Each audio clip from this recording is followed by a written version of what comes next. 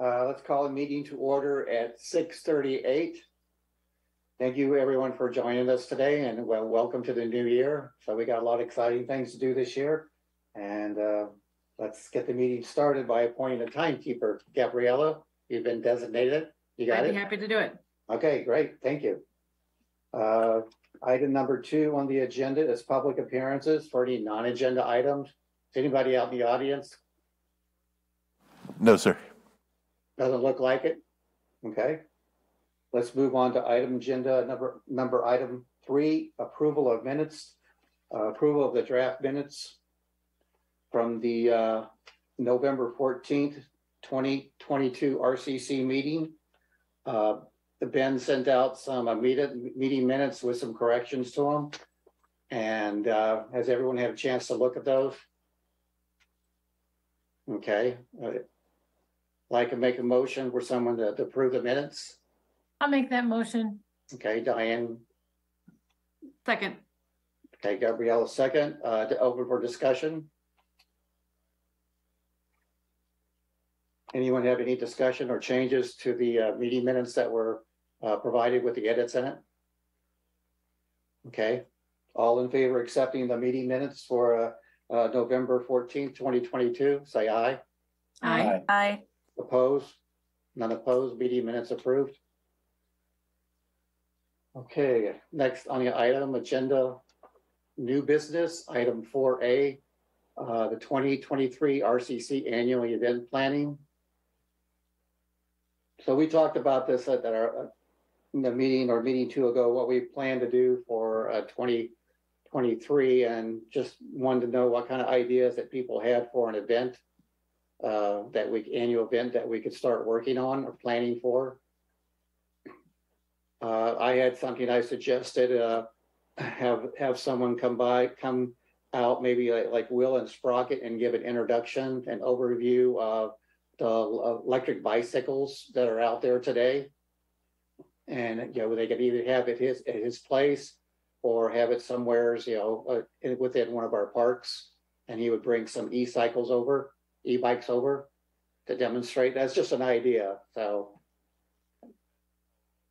I think it's a great idea, and I think if we could do it instead of at their place of business, if we could do it at a park, either McGaw or McKee or something like that, where it's a little bit easier to access, I think that would be great.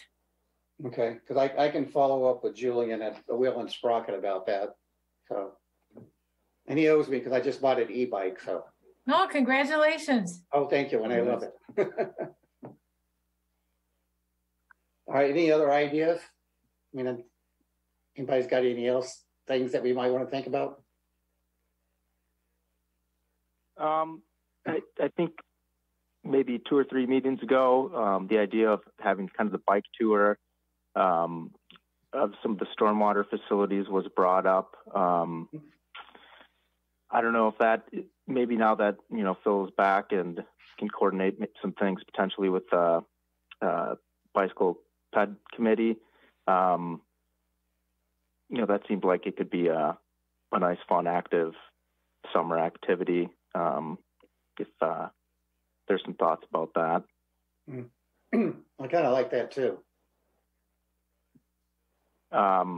Another idea was maybe having some kind of a birdhouse building, bat house building event where we could supply raw materials and even potentially some tools and get some groups together to construct some birdhouses or bat houses to put around some of the stormwater utility facilities.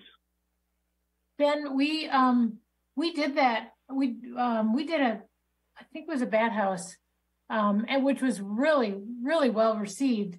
But Troy North has I don't know what it's called, Build Like a Builder, some big event in McKee Park every year. And last year they included, I think they included a birdhouse, and the year before they included a bat house. So I don't really want to step on their toes. If they're already doing that, maybe we can spend our energy on something different. Sure. But do those end up in our stormwater facilities, or where do those go? I mean, Ben, were you talking about making bird and bat houses for our stormwater facilities? Yeah. In general, that's where they would be placed. We're kind of using them as markers too, in some areas where pipes may not be super accessible. And the thought is, well, we can just stick a birdhouse or bat house over top of it, just to help with assistance and with finding certain things. So that was kind of what sparked that thought. I don't know what Tri North is doing with those. I guess I'd be curious to find out. I think it's just that the people take them home. But when we did our bat house event several summers ago, Steve Arnold made one and donated it to the city. And there was a problem finding a place to put it, or maybe people to put it up or something. I know that there was a hassle there. It's a nice idea. And if we could do that, then I would say, let's go for it. But I'm not sure what obstacles there are actually getting because a bat house has to be situated. You probably know that, just in a certain way and at a certain height, at least at a certain height. So,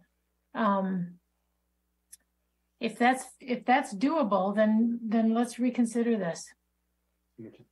Yeah, well, Sure. one thing I'd like to go ahead, Ben. Dan brings up a good point about the bat houses, and I know there's the kind of main species of bat around here has been somewhat devastated by that white nose fungus, and I think that's kind of what those bat houses are built for, that species. So yeah, I mean I'm not a bat expert, so I'd probably have to reach out to the DNR and see if they'd have any kind of recommended builds for bats in this area or that kind of recommendation, because I think that could be a problem with maybe we could build them, but then you want them to be used, obviously, and not just sitting there for show. So you're saying, Ben, you're not Batman? No.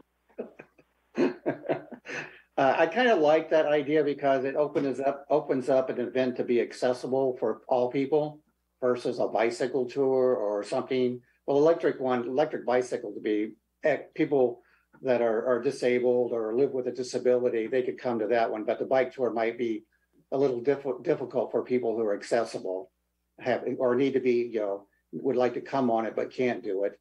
But having something like, go to a stationary place and build would open it up to everybody and make it more inclusive for people in our community. Would we I have like that idea? Would the city have some kind of liability if people are going to be using hammer and nails? And I'm not sure how you put it together. I don't think you can just glue it, but would that be a problem? Well, I think that's a good point. I know for the waterway cleanups, there's when people sign in on the sign-in sheet, it's pretty much a waiver. So it'd probably have to be something like that. Could we get supplies from like Home Depot or Menards or somebody to help out? Or do we have a budget for that, Chris? Or Kim? Yeah. No, those events we can get a budget, or we can get things donated. So Donated, yeah. At Home Depot, we can get up to $100 in product donated for events if we talk to the right people and handle it the right way. Okay. Do they have like not pre-assembled birdhouses that all you have to do is screw them together? I don't know. Do they? I mean, I've seen them like that where you can buy it like at Young's. I think Young's has them. Young's Garden Shop. Maybe, Ben, you could explore this a little further with city staff and see if this is something that would work. And who knows, maybe Parks would like to partner with us and we can use some of their funds to help defray the cost. Yeah. Mm-hmm. I mean, And maybe, maybe we want to do like Purple Martin houses or Wren houses and put that by the waterways. And then we wouldn't run into the problem with the bat houses. Yeah. Yeah. I'll talk to city staff and get some thoughts, and I guess look into some costs and see what's out there as far as some semi pre-built stuff versus just going with complete raw materials. I mean, would the city staff be able to cut raw materials for us if they had a template to go by? Yeah, we've got the equipment, so someone could do it, sure. Okay. Yeah, I would say we do this at our conservation camp where I work every summer with our high school kids. We build bat houses or bird houses each year, and it is a lot of upfront work, and we usually have our volunteers or our camp counselor, or at least the people leading the project, do a lot of the pre-cuts ahead of time just because it's pretty time consuming. So then I think that would be great, you know, kind of looking at the various options. And I can also check with my fellow colleague who has helped do this over the years and just find out, you know, if there is some pre-made stuff or, you know, what's the best way to do it. Great. Okay. Well, I think we have 3 good options here. We can talk about it at our next meeting. I'll follow up with the folks at Will and Sprocket and see if they would be willing to do this. And I guess, Ben, you'll follow up with the birdhouse and Yep. the bike tour. I still think that's a good option too. So I'll leave that up to you, Ben, and maybe Phil. I don't feel Yeah, like. and I'll need to check with the bike committee. They meet in February. Okay. I know they're pretty focused on getting a bike friendly community application in right now. We're hoping to get pushed up to gold this year, but that should be submitted by the end of this month. So maybe by February they'll be looking for something else to do. Okay, great. In our November meeting, we talked about an event in February, and I can't find that in the minutes. I don't know what that was. I think you were working on that. Chris, do you remember what it was? I was trying to do the same and find it in the minutes, and I did not find it anywhere. But I thought we had talked about, like, you know, we just had that presentation from Ken Bradbury. So was it related to water quality? I know we were kind of talking about giving that more out to the public, but for some reason I don't feel like that was it. I don't think that was it either. I just can't remember what it was. Well, Well, obviously it hasn't been worked on, so it's not going to happen in February.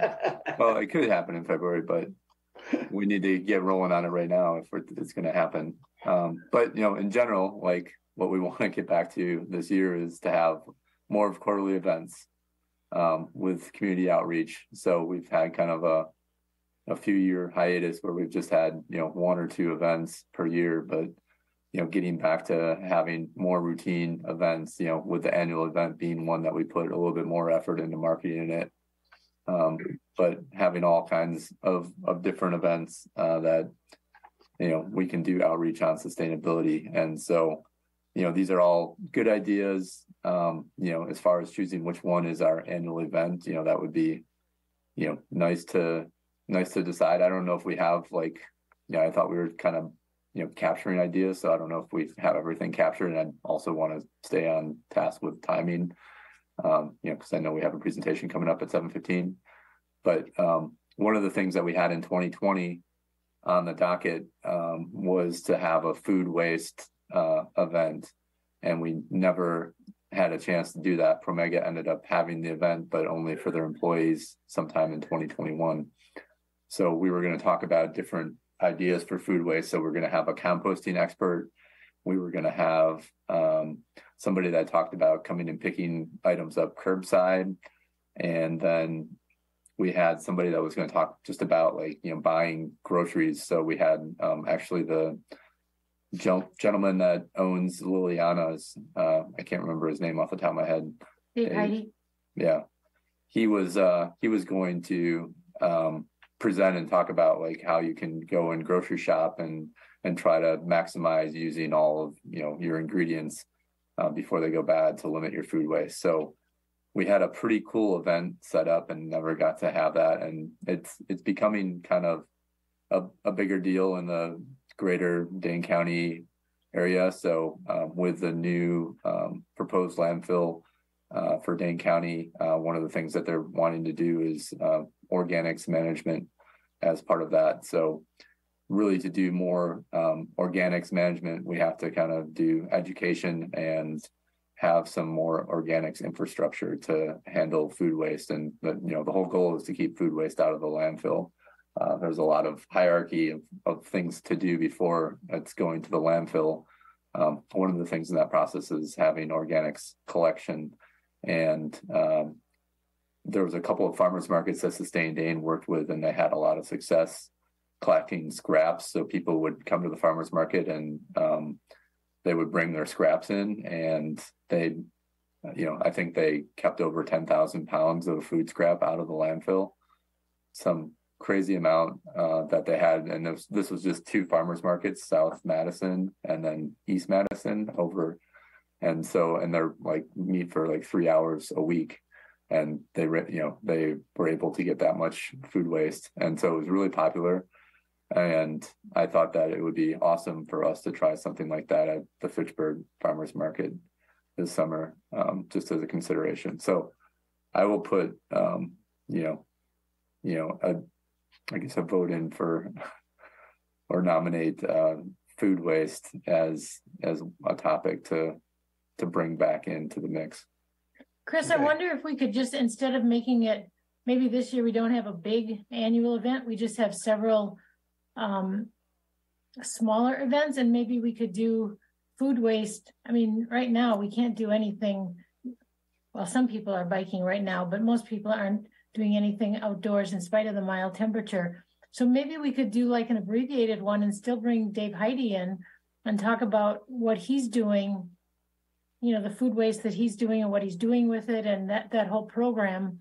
And maybe we could still get that done, yet before things warm up. Before spring, yeah. Like first part of March or last part of February if we pull things together. Yeah. But yeah. No, we could circle back on that. I just think even if it's 2 of those things, like or just one of those things, if it's just Dave or something else, like a composting expert, just to kind of, people, I think that was popular a while back when we did that, probably over 10 years ago at this point, but where we had somebody come in and it was like a master composter session that I think Rick Eyerlitzen led. And I think that was very popular, but just training people how to compost the right way. Yeah, so maybe we could do 2 of those and keep it down to the hour and a half that we try to limit it, and cover both of those, and helping people reduce their food waste and save money on their grocery bill has to be very popular right now with the price of groceries. Mm-hmm. Yep. I like it. Okay, so I guess we have some things we need to follow up on, then we can discuss at the next meeting, try to finalize some of these. But I think it's an excellent idea, Chris. I like that one, because I'd like to go to it and learn more about it. Yeah, I think we could set a nice schedule. So I think maybe what we'll do is Kim and I will meet with Sharon Hanrahan on our community outreach subcommittee. We'll get together and just kind of lay out a potential order on these events, kind of think about the time of the year, and then bring that back to the February meeting. You might see a little bit on the food waste if that event's going to happen in early March before then. But Okay. Really come back and just kind of lay out a game plan for events and get people's feedback to react to, and then get that set and finalized for the year. And then we'll have kind of our working orders that we can work on for events over the course of the year, and, Okay, sounds and good. follow through with that game plan.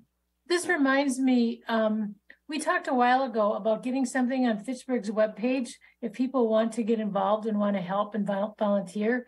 It'd be perfect to put something on there about, getting in the community action subcommittee and helping with these events. We've had people offer to help when they're at the shred event. So if we can get something on there and just have them contact, somebody in our committee if they're interested in helping, I think that would be ideal. We can't just depend on you and Kim and Sharon, Chris, to do all of this all the time. We need to, Well, we haven't for a while. You know, we we've been a little light in our workload on community outreach, so we're eager to get back together and start planning on this again. okay. But you know, that is a good point made. I think, you know, we could also do a couple social media posts and just make it really easy and accessible, like, you know, for people to come and, you know, hang out with us for a meeting. And I think if they hang out with us for one meeting, a lot of people enjoy our 1 hour meetings that we have. Yeah. So we'll see what we can wrangle up, but I think Kim and I will start with organizing a meeting with Sharon and reconnecting. Okay, sounds good.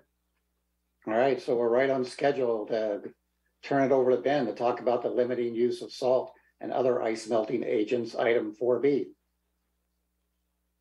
All right, I'll share my screen here quick.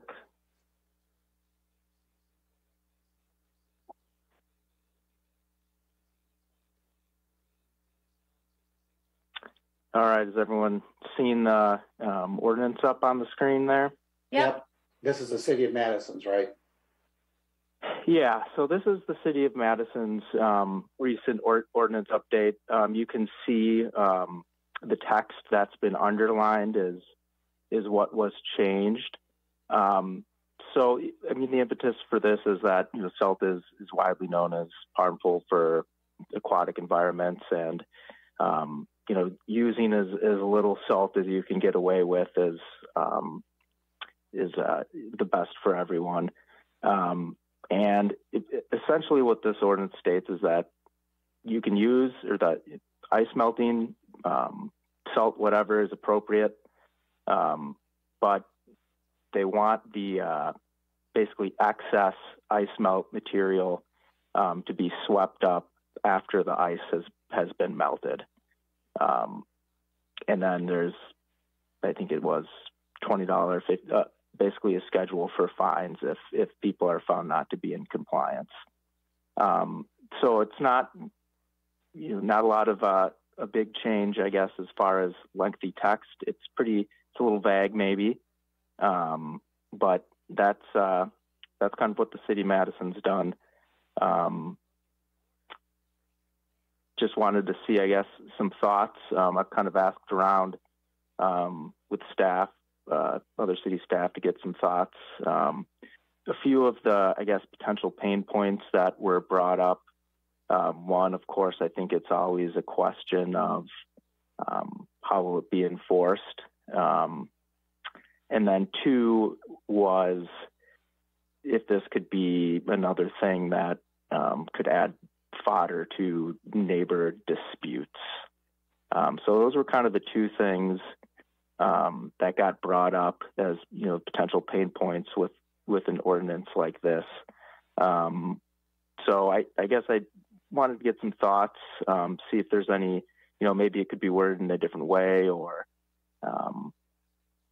maybe it could apply to, you know, more than just residential sidewalk, for example, maybe parking lots, and so forth. I think, you know, when you look at the amount of salt that's spread on sidewalks compared to all the roads and parking lots, it's probably, you know, kind of a small number. So maybe adding parking lots would be another way to maybe increase the effectiveness of this ordinance for what it's supposed to do. But again, I think and I don't know what people in the city, I've heard some people with different opinions that live in Madison. I think one thing that was confusing was, you know, a lot of people, I think, were maybe under the impression that it was meant to be that they weren't supposed to use salt. So then it's the question of, you know, who's liable if someone trips or slips or falls or what have you. But I don't think that's the intent of the ordinance as it's worded. It specifically talks about removing excess salt after the melting has occurred, which I think is an important piece there. And then the other, I guess, potential issue is, you know, what are people doing with the excess salt? Are they just sweeping it into the grass and the terrace? Or are they taking are they brushing it up and throwing it in the garbage or reusing it? I don't know. I kind of suspect that there's a lot of people out there that, just are going to sweep it out into the grass because that's the easiest thing to do. So yeah, I think there's a lot of interesting things with this ordinance as far as, is it effective? Can it be enforced? So just looking to get some thoughts. Well, I kind of agree with you, Ben, on terms. The amount of ice that's used on sidewalks is minuscule compared to what we put on our roads and parking lots and in the shopping centers and things like that. I mean, I go over to the Pick and Save, and I look at that parking lot out there, and it's just like salt all everywhere. And when I walk around on our walks, I actually don't see a lot of people using salt on the sidewalks, at least in my neighborhood, which is in Wildwood South. And most people get out there and kind of plow the driveway or shovel the sidewalks so they don't have to put on ice. But I think we need to look where's most of the ice coming from? I mean, most of the salt, sorry. Salt coming from. It's like the roadways, the parking lots. So how do we address that? I think we need to be careful and not say residential sidewalks, but say public sidewalks. And in this area, I walk our dog quite a bit. We probably walk about 5 miles a day. And so we're going into other neighborhoods, and I cannot believe how much salt is on the sidewalks. It's you can't see the cement for the salt. It's just ridiculous. And maybe we want to add parking lots, but any reduction in the salt is a step in the right direction. And I agree that I think that Madison should have used a different verb other than sweep. I think maybe remove would be more appropriate, because I think you're spot on, Ben. People are just going to sweep it into the grass or the closest snowbank or something like that. But we're not making any headway in the presentation that I'm aware of to the chamber to get businesses to cut back. And I think businesses are some of the biggest violators. The Pick and Save, the sidewalks are horrible along Pick and Save. And Gabriella, do you think that we could get an ordinance like this passed? I think there'll be a lot of discussion. I certainly think it's possible. And I think the conversation itself will probably be educational. But yeah, there is this just significant lack of education. I think that people might not, I think a lot of people just don't know that it's bad. And there's like that fundamental issue at stake. But yeah, I think it's possible. I don't think it's without its challenges. Ben, do you have the Fitchburg ordinance? I mean, is it something that we could take what they have underlined here and incorporate it into our ordinance? Yeah, I think it was up. You had it in the. Oh, did I include it? Oh, yeah, look at that. Okay, right cool. there. By the way, as far as enforcement, I think it could be done on a complaint basis, just right like there, people not taking care of their not mowing their lawn or taking care of their yard, just be driven by complaints.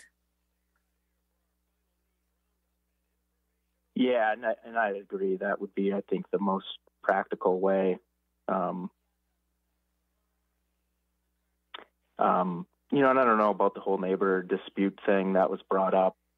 I don't know if neighbors are gonna, I guess, call and put salt in each other's sidewalks. That's sabotage. But I don't. We don't. That's okay. Is it possible to start with like the first violation be a warning and like an educational sheet about how to use salt, and then properly, and then the second violation is an actual fine? I don't know if ordinances are written like that, but yeah, they are, and they do that. I think they do that now for, I think for lawn mowing. I'm not positive. Mm-hmm. I just prefer like that. You start with education, and then if they keep doing it, then it's then the fines start. But we have a couple of articles that would be, I think, that we could use for the education part to just, with the warning, they get a copy of the article or 2 articles. We've written at least a couple and put them in the Star. I like that idea of a warning, because this is going to be a learning process. But I'd like to see this move forward, and I'd be happy to work with Ben on wording. I'll also say that we've received quite a bit of public comment, just emailed to the alders over the course of the last couple of months, just about salt issues. This is a common issue that I hear about from people that are outside of, that are just, citizens that are not on commission. So it's definitely something that's on the radar of a lot of people. So they're contacting the alders because of too much salt everywhere. Oh, good. Yeah.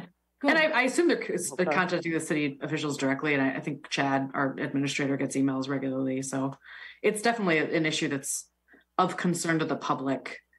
And ordinances always have their challenges, but I do think there'd be a lot of support for it amongst the public too. Ben, is there a program that the city has or follows for putting salt on the roads and on the public walkways? Yeah, so there's staff gets training through SaltWise every 2 to 3 years, and they go over salting for sidewalks and public roadways, which includes how to properly calibrate all the salt release module on the trucks, and in talking with some of the streets crews, I know they found that it's been working because they use a brine, so they use water and salt at the same time. They're all, it sounds like, using basically the lowest setting for the salt release on the truck, and it seems to be working when they're using that in conjunction with the beet juice. So they're using that before freezing events, and that the beet juice kind of acts like greasing your pan almost, so the ice doesn't stick as well to begin with. So that's been, I think, one kind of success as a way to reduce salt use. So yeah, that's definitely something that staff is getting trained on and getting refreshers on to make sure that the use is kept to as little as possible. Okay. Is there any certification for that?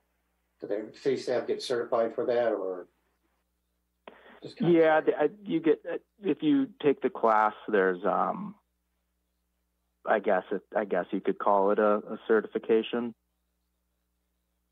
If you, Ron, if you Google the SaltWise program, there's a lot of information on the web about it. Okay. I think it's also under MMSD. Yeah, I've looked at that before. I just can't remember. Yeah. Yeah, I think if such an ordinance got approved, that we could support it with educational components. So Facebook posts, just to kind of educate people on the why we're doing it. We want to keep chloride out of our lakes, and really kind of like, lakes are for our recreation, for fishing, all these things. And, just really kind of starting with the why and kind of bringing that back to, why we shouldn't put so much salt on our sidewalks or roads or parking lots. Mm-hmm. So that could be definitely part of it, and it wouldn't be too hard, for us to create some of those things. Okay. Sure. I just wanted to add, so I, as a physical therapist, I treat a small handful of people every year who have fractures because they slip and fall on the ice.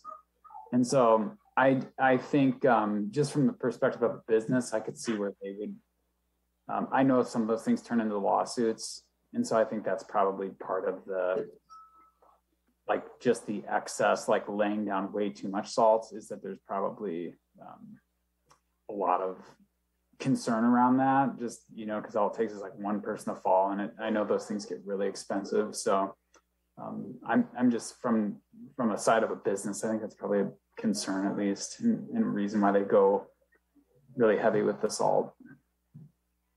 Yeah, I'm sure like people like Pickens say, if you have all those people coming in and out of the store, and all it takes is someone to slip on ice or something like that and sue the store. So Yeah, and I agree. I'm sure that's why. Well, I'm thinking if Madison was able to get this passed, that's at least something that should help us. I understand the concern, Will, but and we addressed that when we had somebody from Saltwise, or at least I talked to somebody from Saltwise before I wrote the article for the Star a couple of years ago. We addressed that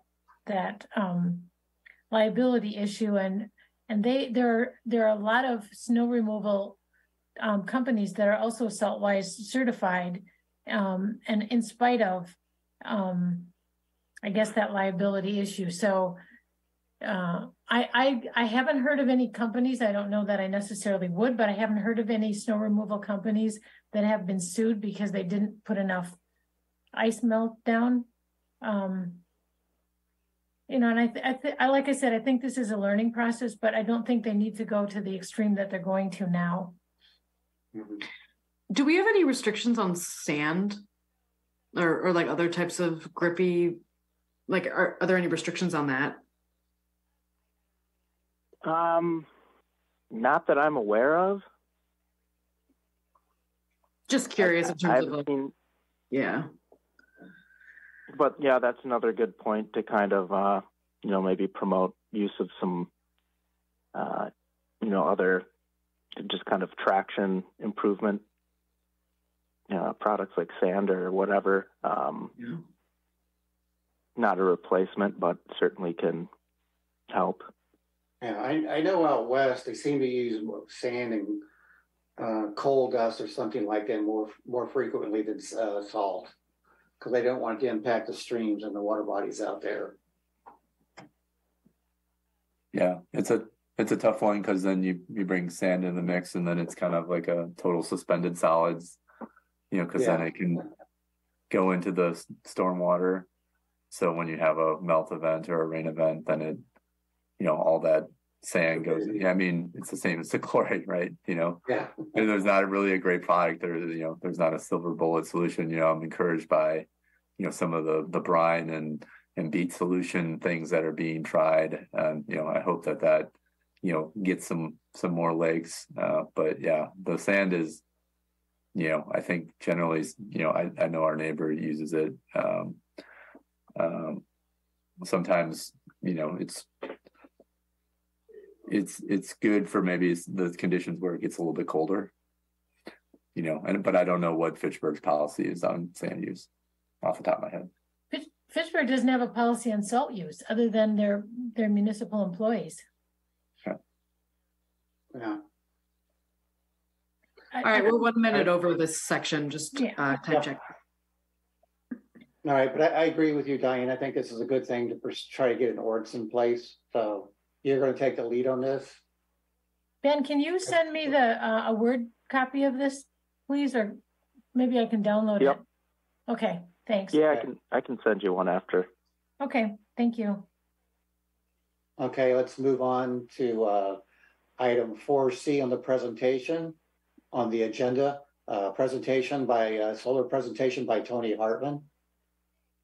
I think, Gabriella, you suggested we bring Tony on board to talk about some of his projects and things and experiences.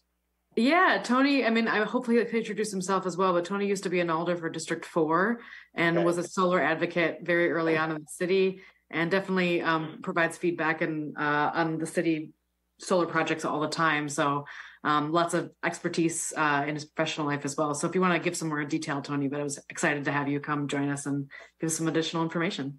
Yeah, thank you, Tony. Thanks, guys. I know many of you, and for those I don't know as well, how lucky you are that I haven't threatened to make you drink beer with me or go bike riding.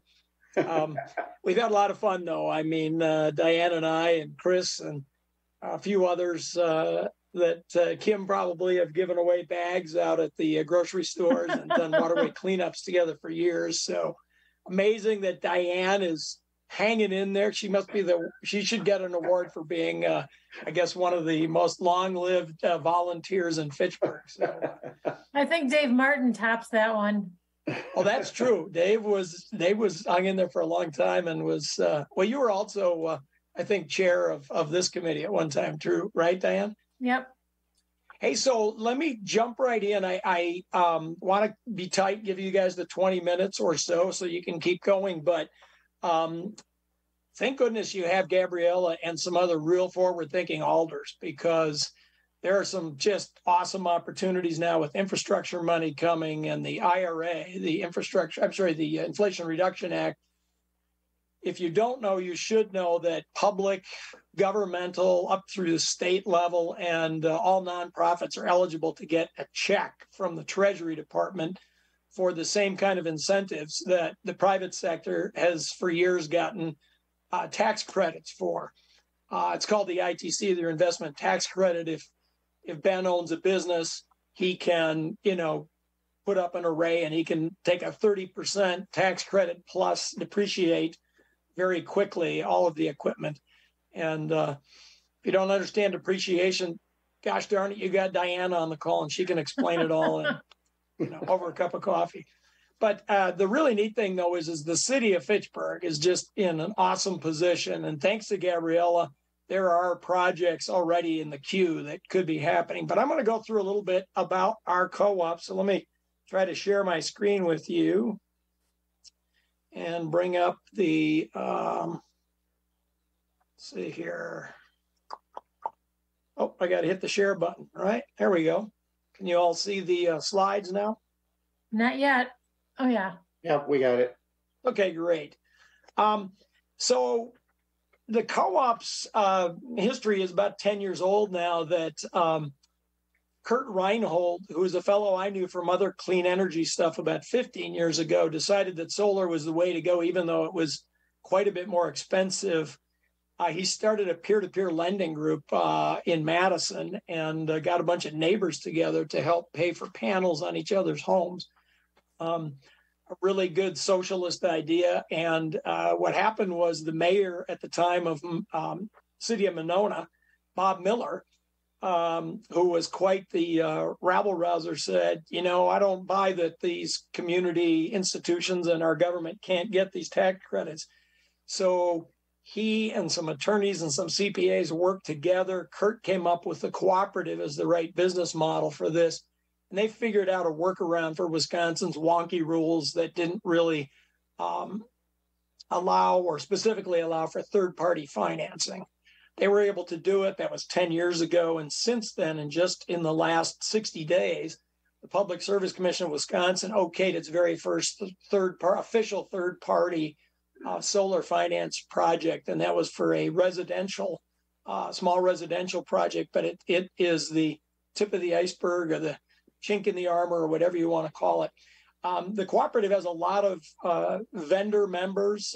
Several of them in the area are listed up there. Some of you will know these names. We also have members like Green Penny that finance. They're actually out of Decorah, Iowa.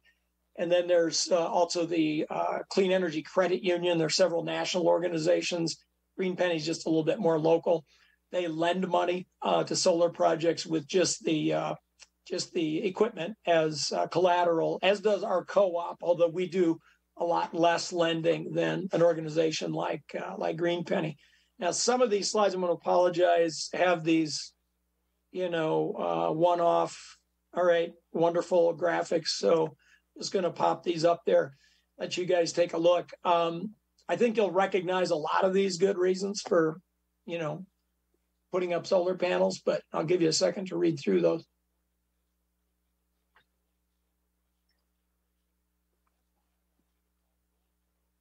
One of the things that Jim Doyle used to say, when he was governor is that we send $8 billion a year out of state for energy. And I think that number has gone up to something in $10 to $11 billion range, to the $10 to $11 billion range. And one of the things about solar is it really does keep money in the local communities and multiplying. And so that's something people don't think about that often, but it's a step in the right direction. And even, our big utilities only generate some of the electricity that they sell here in state. A lot of it they buy, from other places, mostly around the Midwest. So it does cost them to move it. But so we've done solar group buys in the past. We're not currently promoting any, but when we've done them, we did a big one. Our first one, I think, was Western Dane County group buy. Really the idea is, and the citizens of Fitchburg were able to take advantage of the Dane County group buy, which, as far as I know, ran through last year. I don't know if it's going to be rebooted for this year, but the idea is that, you have a lot of education that needs to happen. People just need to understand this better. And once they do, once they see the economics, or what I always say is the triple bottom line, they usually will quickly sign up. And so really a big part of the group buy concept, there is some economy of scale. If you get 10 people that want to install at the same time, a vendor can bring a crew in and work for a week or two and do all the work.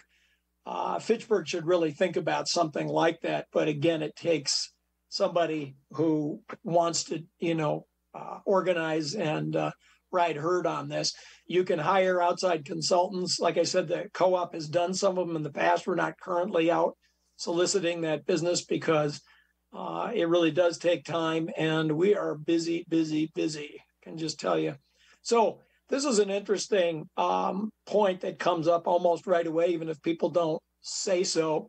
How are they going to pay for the array? And one of the things that is has come to pass, and that is that solar, at least as of a few years ago, got cheap enough that you could simply, if you borrowed almost all the cash to build an array, would pay for itself just by virtue of the reduction in your monthly utility bills. In other words, the solar loan or the debt service could be covered by your savings. If you have cash, the payback is faster, and the ROI is over 10%, typically way better than anybody is getting now with most investments. So again, a little plug here for Green Penny, even though we don't, Green Penny is just somebody that's actually a relatively local lender that's a specialist in this. So of course they'd like your business, and you guys can reach out to me if you want to know more about solar lending. So typically what you're going to find out in a solar quote, or from a bona fide installer, somebody that's really taking a look at your house, and it doesn't have to be a real up close look. They can do a lot of this work online now. You want to find out, really, is your roof suitable? You will know if your roof is in reasonably good condition or not, but if not, they can inspect and take a look at that. Focus on energy, as you know, gives money, $500 to $1,000 for most residences, and they will only give you that bonus if you can show that your shade situation is less than 10%. So then you figure out how big you're going to build your array, and that's, how much space do you have, and what's your consumption, what's your load look like. All of you on this, teleconference know that really the fastest payback is energy efficiency. I know you've talked a lot about LEDs, and we've done various projects over the years, but, heat pumps and more efficient furnaces, windows and insulation, and all the boring stuff really pays back quickly, usually within a couple of years. Whereas solar on a good commercial project, about 5 to 6 years. And some of them are longer than that. Residential, I always say, is more like an 8 to 10 year payback. Of course, the equipment lasts a lot longer than that. So that's something to think about. So I guess I mentioned this. One of the things that we don't have as much of here in Fitchburg, but there are some sites outside of the urban service area where there's a lot more ground. People have acres of land. Ground mounts are a good option, but rooftop is almost always cheaper, just because the frame is already there, with the exception of the racking system. So the electrical service panel, everybody probably knows what their breaker box is, but that's something that the installers need to know about. You can take photos and send those to people, but I can again help people get in touch with some, reliable installers.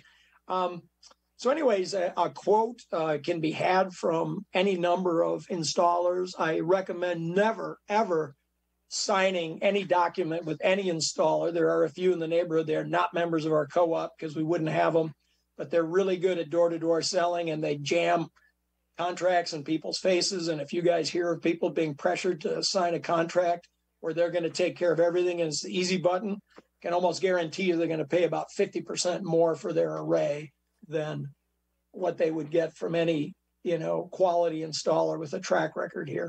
So that's all I'll say about that. But don't ever succumb to pressure tactics from anybody who wants you to sign a contract. So the group buy, this was a case study that they used, and I thought this was as good as any for a solar rooftop array. And this was a 6 kilowatt array. That price might actually be a little low. I've seen prices closer to $18,000 for a similar array recently. You all know about supply chain issues during the pandemic, but this wouldn't have been a crazy number a year or two ago. So the numbers still make sense. In this case, there was a quote from one of the installers that I showed you before. I can't remember if it was Midwest or Full Spectrum, but came in at $1,660. This one was actually out in what's considered, a rural part of of Dane County. So they got $1,000 from Focus on Energy. Most people in neighborhoods qualify for $500, but not $1,000. And you get that after you show that the project's been commissioned, and you usually get it within 60 days. After the tax credit, this one went down to 11.5 grand. I should ask Chris, because I know he got a solar array from, I believe it was Midwest. Do you remember how long it took for you to get your Focus on Energy incentive, Chris? Not very long. I don't remember that, but like these numbers are all like right in line, because I had like a 6.3 kilowatt roof. Okay. So this is back in 2017. All those numbers were about that, and so it's encouraging to hear that they're still at the same price. Yeah, I would say there's been a slight increase, but they jumped around a lot last spring. They seem to be fairly stable this winter, but anyways, this person, used a stimulus check at the time to, begin the process, and then they borrowed. And I think the solar loan, if you guys can see this, it's coming up at the bottom, was, around $83 a month. Their average savings was $89. So they did, you could say they put down a $2,800 down payment, but their loan payments basically matched their savings. So that's a residential, residential system. These are some ballpark numbers. And of course, the really important ones here for all of us, because we're all believers in stuff that's reality, like climate change. There are huge, environmental savings from all this. And that should never be lost. But most folks really do want to know what the numbers look like. Hey, Tony. Yeah. Can you explain the average savings per month? I mean, is that right? So when you pay your bill, Ron, and most of you live in MG&E territory, and you probably just noticed that your rates went up to 15 cents per kilowatt hour. I think when this was done, we were still in the 13 to 13.5 cents per kilowatt hour range. If you use 1,000 kilowatt hours a month, and your savings is going to be roughly $89. You can do the calculus yourself and say that, you're probably in the range of, I do my math right, you're going to save about 600 to 700. This array would produce about 600 to 700 kilowatt hours per month. So 60 to maybe as much as 70% of your consumption would have been covered by this one. So that's just straight up. You'll see in sunny months, you'll get a credit. I get credits typically, and my array is smaller than Chris's, and my consumption, since I have an electric car, has gone up. But I typically save and see that I'm getting a credit for any exported energy. And if you keep arrays to under 20 kilowatts, which is just about impossible to exceed for any residential, you're going to get full credit on your net metering. In other words, you're going to get full retail value. You don't need a battery because the local grid is your battery. Anything you send back, anything I send back, I get a 15 cent per kilowatt hour credit for. Anything I use behind the meter, you know, before it goes back out to the grid, just produced on my roof, goes to my load in the house, that offsets 15 cent per kilowatt hour. So the only thing you can't offset with solar is your fixed fee, which is, you know, between 15 and 18 bucks typically. You probably know that. Did that answer your question, Rob? Yeah. Thank you. So Dane County had a solar group buy. Like I said, I'm not sure what's happening this year, but they've had it in the past. The savings are very light, but the education is big. They have usually webinars, and we have helped with those over the years. Okay, thanks, Siri. So this is a farm roof. Obviously, this would be large for a residential, but I think this farm is up in west central Wisconsin. You can see the hills in the background, but they were able to make really good use of a barn, and we don't have as many of those to do here in town. But I'll give you a few examples. Many of you are probably familiar with the Literacy Network down on I think it's kitty corner from the Catholic Multicultural Center and the original One City Schools location off of South Park Street. They put this project in. I finished it, you know, in December of 18. Local installer Wes Engineering, who actually did the Boys and Girls Club here in Fitchburg 2 years ago now, or a year and a half ago. And you can see, you know, this is a pitched roof. It's asphalt shingles. What you can see in this picture is that the installers are, you know, first they lay down that racking system, which is fairly lightweight. And they do on a pitched roof like this with asphalt shingles, typically, they put in all these anchors. Those are screws that go into the roof, but you just about never hear of leaking problems. I don't know, Chris, if you've ever had any. I've had none. No issues. I've heard of one or two, you know, out of thousands. So it's pretty unusual. You notice they're also putting it up at two different angles here. One is a little bit south-southeast and the other is southwest. South and southwest facing are ideal, but you can put panels up east, south, or west. About the only direction you don't want to mount is north. So this was a fun project, and this is what I pitched. Gabrielle has seen pictures like this, but I worked on this one personally for quite a while. The Neshkoro Fire District had a retired teacher. He's in this picture. I think he's the guy with the scissors right in the middle, who taught science up in, this is up in Marathon County, so think Washar and a little bit east. So if you're driving up to Stevens Point and you detoured off to the east, you'd come to the Neshkoro area. And the fire district, you know, wanted to, you know, do solar because of him. He was on the commission or the committee up there, and it's a big volunteer group. And he pretty much talked the rest of the troops into, you know, going for it. The neat thing here is we use these bifacial panels that, they'll pick up reflected light off the back, and they're tiltable. You can sort of see the silver pole that goes across the bottom, kind of, it's about perpendicular to the array and to the pole itself. And you can tilt these things manually as much as you want, but typically just in the fall and the spring. So they can be flatter in the summer months when the sun is overhead, and they can be more vertical in the winter when you have a lower sun in the sky and, you know, you want to shed snow. Pretty neat deal, and one I thought would be perfect for the last slide I'm going to show you here in a minute. Oregon Ice Arena. Yeah, I don't know how many of you know that thing is packed with solar panels on top. It was a project we worked on also in 2018.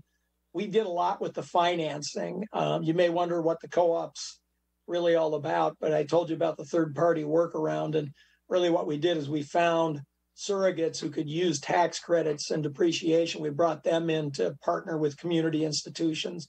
It was a fairly, I would say, elegant ledger exercise, but it's not necessary anymore, because really all of the direct pay opportunities that are going to be starting this year mean that, you know, Misty, the city of Fitchburg, is going to get a check. If Fitchburg does a $100,000 project, she's going to get a minimum check for $30,000 as soon as the project's finished.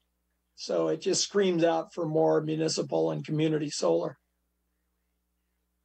This one does double duty because it also keeps the heat down inside the ice arena, and pretty cool that it reduces the need. So it not only produces electricity to help with the compressors and the coolers, but it also reduces the heat inside the building.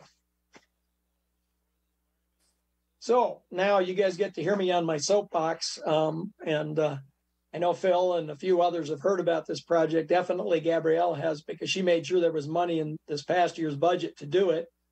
If any of you have ridden your bike down through Terra Vesa, you know that our Fitchburg's one and only lift station lives down there, and it's in that overhead with the purple on it. I just drew little rectangles where I thought it would be very simple to do those pole-mounted solar arrays. Each one would be about 4 kilowatts, but they're tiltable, super easy. And the picture, the background there, the picture shows, there's a little screening there next to the building. But one of the original concerns is we weren't using the lift station except sporadically. And of course, as Terra Vesa continues to get more housing units, that thing's running more and more.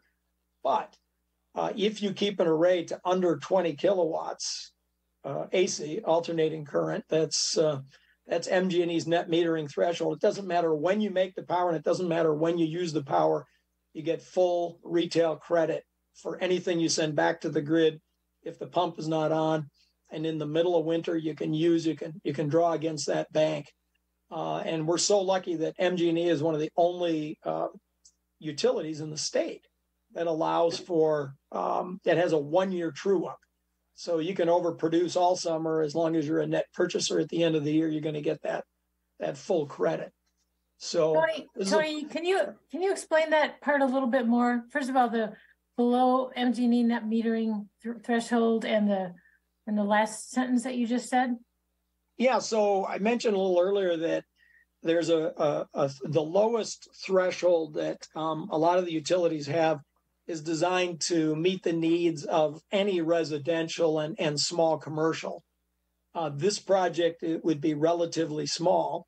If you kept it to 20 kilowatts, I believe Gabriella put $50,000 in the city budget for this year. She got her colleagues to vote on that, and they all, I think it was an 8-0 vote, if I'm not mistaken, because this thing would pay back really quickly. The reason why you don't need a battery and the reason why it would pay back so quickly is because, again, the grid is your battery. Anything you send back. So again, think about earlier days when Terra Vesa barely had any consumption going on, but now it has more and more. You would have been sending a lot of power back to the grid. And especially in the summer when panels are producing more power. Now, I would say if this thing, at best got put up, say, the middle of this year, there would not ever be an issue. You'd still be sending some power back to the grid occasionally, especially in June, July, and August. But the odds are you're going to use the majority of the power to run the pumps. And whatever you don't use would get sent back to the local distribution grid. And MG&E has a meter that spins backwards. That's your net meter. That's where the vernacular comes from. And they send a credit. Or you can just say, don't send us, don't give us a credit now. We'll use it in the winter. But typically they will just bank it for you. And so it's really simple. And what has to happen here is they have to have a little public pressure down, in the engineering, I should say, the Public Works Department. Phil knows about this. They've been shorthanded for a long time, but, by golly, I've been hearing that for a couple of years now. This project should have been done already. There are more houses going up along Radicchio there. And, at some point, you're going to have now have more public hearings to make sure nobody gets upset about looking at solar panels. But you can just see in the corner of that photograph, the bike path or the multi-purpose path that goes through. Just on the other side of that are homes now where you can see the lots there in the purple. But, be that as it may, it's water under the bridge. This one just needs to get built. It is the ultimate 2-foot putt, as one of our former mayors used to say. And my question, though, is on the net metering, Yeah. I think so at the end of the year, you have to have used more than you sent back. Is that what their Correct. threshold is? Yeah, that's the, Okay. So the way it would work would, let's just say that this site was using 3,000 kilowatt hours a month, so 36,000 a year. But let's say that the solar produced, I don't know, 2,000 a month on average. And my guess is that you would be buying a lot more kilowatts to run the pumps in the winter, and you'd be supplying a lot more of your power in the summer.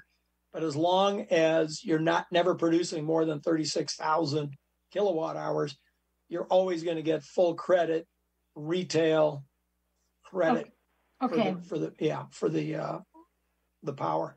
So, And just as one point of clarification, because Diane asked about at the end of the year, it's trued up. Am I correct, Tony, that this is done on a rolling basis every 12 months? So every month they look back at the previous 12 months to make sure that you were a net buyer and not a net seller? you know, that's a good question, Phil. I've not run into it, but I know of one situation. You guys are all probably familiar with the Blackhawk Church down on Seminole Road, the Blackhawk Fitchburg Church. They got their 100 kilowatt array up literally 2 months before or 3 months before the pandemic hit. So they weren't using the building. And for the first year, they were, overproducing significantly. But I'm going to have to ask to look at their bills to see. I think they were able to successfully, make a case with MG&E that it was, mitigating circumstances. But yeah, the idea is that you should not be penalized as long as you're a net purchaser, and whether that's a rolling 12 months or a calendar year, I don't know, Phil. That's a good question. And It's even so if you are, comes up, if you're that not a net it's usually not an issue. But sorry, what's that? if you're not a net purchaser, then the amount that they would pay you you'd still get paid. It just wouldn't be at the retail price. Is that correct? That's exactly right. It would go down to a wholesale price, more or less. So Okay. They call it avoided cost. There are a lot of, or buyback rates. There's a lot of different nomenclature for that, but it's basically a wholesale. If you think of it, only being reimbursed at wholesale. The goal with net metering was not for people to be putting up arrays that are way larger than they need, and selling all this power and making money, but really for the utilities to allow you to make some of your own power and still get, still be able to cooperate by taking power back onto the grid. This project is so small, it's not really going to upset any engineering apple cart. Well, will this be calculated sort of in isolation, or will the city as a whole, all of our solar arrays be combined, and then it would be determined whether the city is a net purchaser or not? Oh, that would be awesome, Diane. They do it meter by meter. Okay. Now, if Phil's a really successful negotiator and he takes all those guys at MG&E out for lunch a lot, maybe you could get them to do what you propose. But maybe Ben can help him. Anyway, so that's my soapbox about the Fitchburg lift station. I told and I have to tell you this, when I talked to Tracy several times about this, and Tracy is a very hardworking public works employee for the city of Fitchburg, but sometimes I feel like she gets a little caught up in her knickers. The last thing she told me was they were going to go out and hire Strand to do a feasibility study to make sure, that this and other projects were a good idea for the city. But I can tell you, I have not seen too many projects that pencil like this one. This one is a true no-brainer. I wish that the city wouldn't wait for a Strand study or pay for it, but sometimes that's just the way the ball bounces. Anyway, so this one, my guess is this one doesn't get done until maybe 24 at the earliest, but I think pressure from the public and especially commissions like RCC would be awesome. What in the world would an engineering study do in that situation? Oh, it would come back and tell you what I've already told, and I've shared information, and I basically offered to do a procurement, RFP for free for the city, and I guess Tracy is about blocking and tackling and doing things the correct way, and she just really didn't have the bandwidth, with Bill Balke in fact, putting the brakes on this project, saying, we don't have enough manpower to take care of, roads and basic stuff. So this one's going to have to wait. I know that Ben is part of the solution. I don't know how short-staffed the city still is, but that's obviously a project that shouldn't wait. And most of it wouldn't have to be on the city staff. I mean, it literally, a quick RFP could get you 3 bona fide local installers quoting it, and you would get a lowest responsible bidder, and nobody would ever look askance. I mean, it would be a good project that could be done in literally once the paperwork was done and hardware was ordered, they could probably install the thing in less than a week. So, well, I guess my question is, don't the installers do, the study that tells you the payback? So why would you need an engineer to do that? Yeah, most of them do. Most of them have pretty sophisticated software now. One of the most popular programs is called Energy Toolbase, and it can do quarterly. I mean, it can do, I'm sorry, not quarterly. It can do interval data. It can show you 15-minute increments how much power you're likely to produce, and then, where your consumption's at. I mean, Phil's been good about getting us more up to date, utility bills, and the lift station has its own meter, so it's really easy to see what the consumption looks like. But if you look at the interval data, it tells you every quarter hour how much power is going into a meter. So it's extremely valuable when you're trying to analyze solar, and then how much might go back to the grid during peak production hours in the middle of the day in the middle of summer. You mentioned not paying attention to the people that come knocking at your door. So for the city evaluating proposals, how do they distinguish from one installer and another? I mean, is it just the bottom line? I think there's more to it than that. And, we got a couple city staffers and folks on the call right now that can tell you that you don't just look typically at the price, but price has to enter into it. And Wisconsin, as a state ordinance, I think it's a state statute that says that you have to choose and use the lowest responsible bidder. And of course, the goal is always to get multiple bids. I know that's been tricky the last few years with lack of trades, but there's no shortage of solar installers in Madison and in Dane County. So it wouldn't be that difficult to get, a handful of good quotes, even from the collar counties. I mean, I know we have 3 or 4 installer members from just outside of the, Dane County, but most of them are happy to give you a quote. Doesn't cost you anything. Put together a reasonably good request for proposal. You should be able to get back, some good quotes and, choose the best. But you can interview them if you want. And certainly, I think follow-up is important. You really want somebody who's been in the business for a while. You could say minimum 5 years or something like that in your RFP, but, it's fairly common to try to choose somebody that, you're going to get a real person when you dial a number, and then somebody you can call later if there's an issue. So obviously city staff is only too aware of that.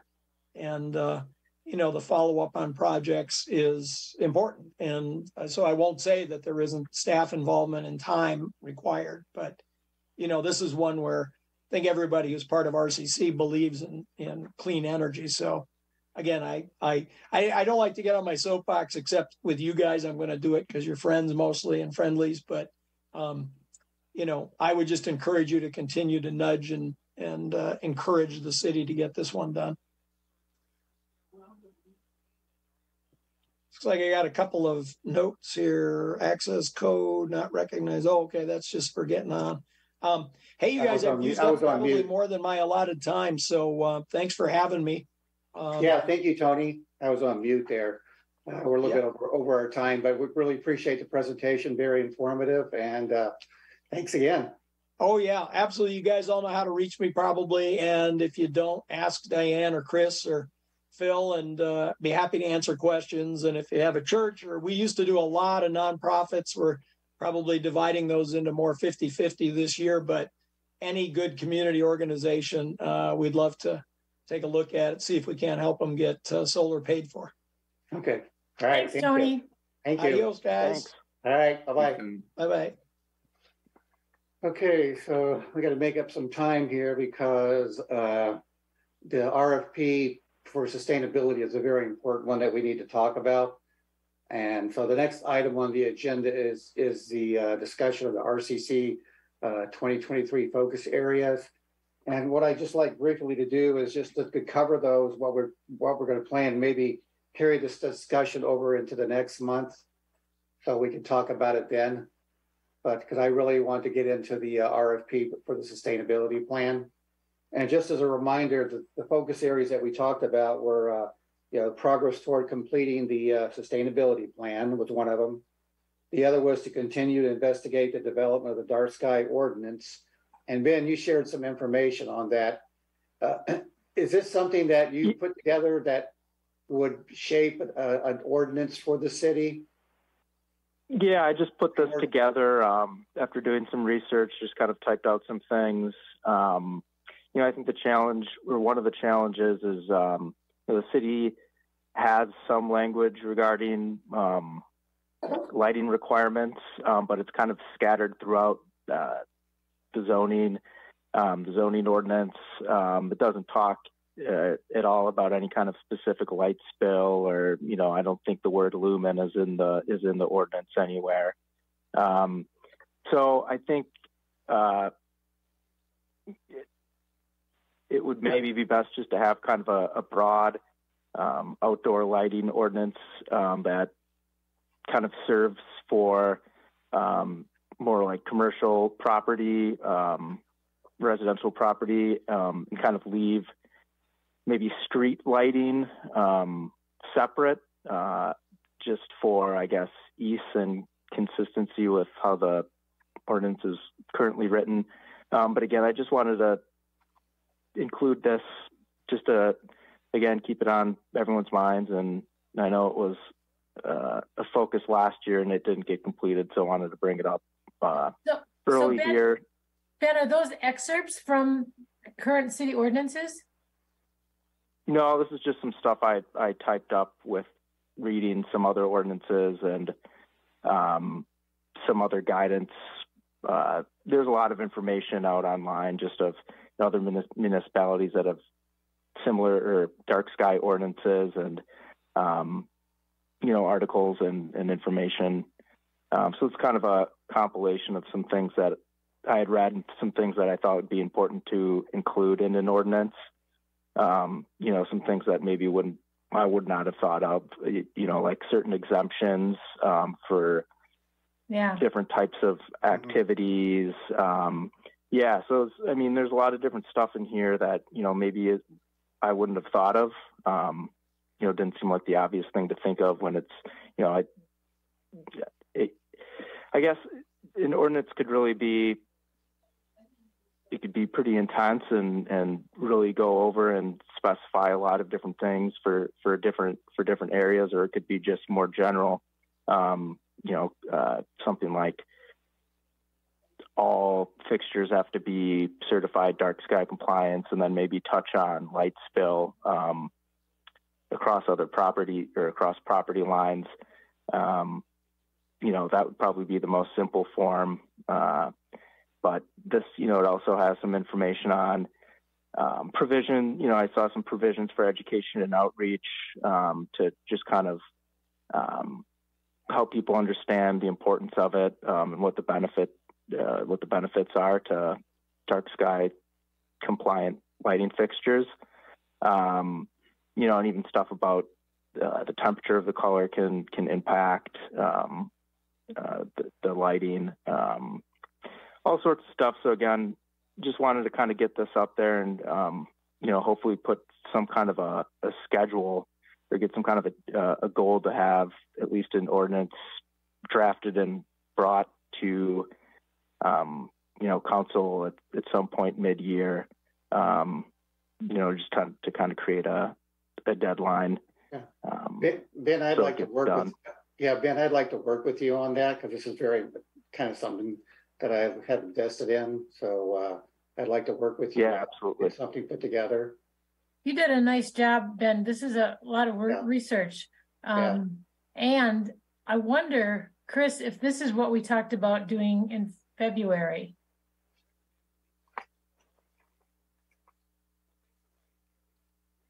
Are you there? Who, Chris? Oh, yeah, I'm mute. Yeah. I wrote this down in addition to the list that we came up with earlier as an idea to pull into the mix, and I was thinking that this might have been it too. So I feel like it was groundwater quality, or I almost want to check with Josh because I think he had some ideas. I thought it was maybe more so related to, the more I thought about it, I thought it was related to like water quality things that people can do. Yeah, I don't think it was dark sky related. Oh, you Yeah. don't? No, We might have to I listen would to the remember meeting. that. Yeah. So I'll that, reach out to all right. Josh, or I'll look back. I'll figure it out. so that's just one of the other things that we have as our focus area. So I'd like to work with Ben on that. What I'd like to do, if there's folks on the commission who have an interest, like updating the city ordinance on the use of salt in sidewalks and roadways. I think Diane, that's important for you. Yeah. If you want to work with Ben on that. The other one we have is multifamily recycling. I don't know if that's something that you brought up, Chris, or. Yeah, I mean, it's something that's we've lost focus on, but I think, many of us have seen examples of that, still being an issue. And so that was something that was taken on by the community outreach subcommittee previously. And we would just kind of like we give the updates on the schools, we gave updates on multifamily recycling. We just haven't done anything for a few years on that. We had a past member that was, kind of driving that to happen and was helping to lead that effort when we were supporting it. So I think, that's a idea that we'd still like to get something going on this year. Okay. So, I mean, in addition to our events, like, this can just be kind of a sidebar, one of our other things Right. on community outreach is just to kind of talk about what might be some of our next steps to help out with that. And, maybe it's as simple as, some more social media posts this year, and we come up with a few of those. That's what we can kind of talk about at our meeting. Okay. Time check at 8 p.m. Okay. All right. I can just go through this one real quick. This is the stormwater management ordinance, or stormwater management and erosion control ordinance. One of the focus areas was updating this. I'll just get to some of the stuff that's been edited here. That's kind of the bulk of the change. All right. So this is kind of coming out of the TMDL water quality update that's going on. So part of that is an ordinance update to include total phosphorus reduction. So when designers are designing their ponds or bioretention facilities or what have you, they'll have to take into account total phosphorus reduction. Right now, they're just looking at total suspended solids. So for each of these reach sheds or watersheds, these three are the watersheds in the city of Fitchburg that are in the Rock River TMDL. So these phosphorus reduction percentages came from the TMDL that was, I guess, authorized or put into place a few years ago, or more than a few years ago. So that's kind of one of the big updates.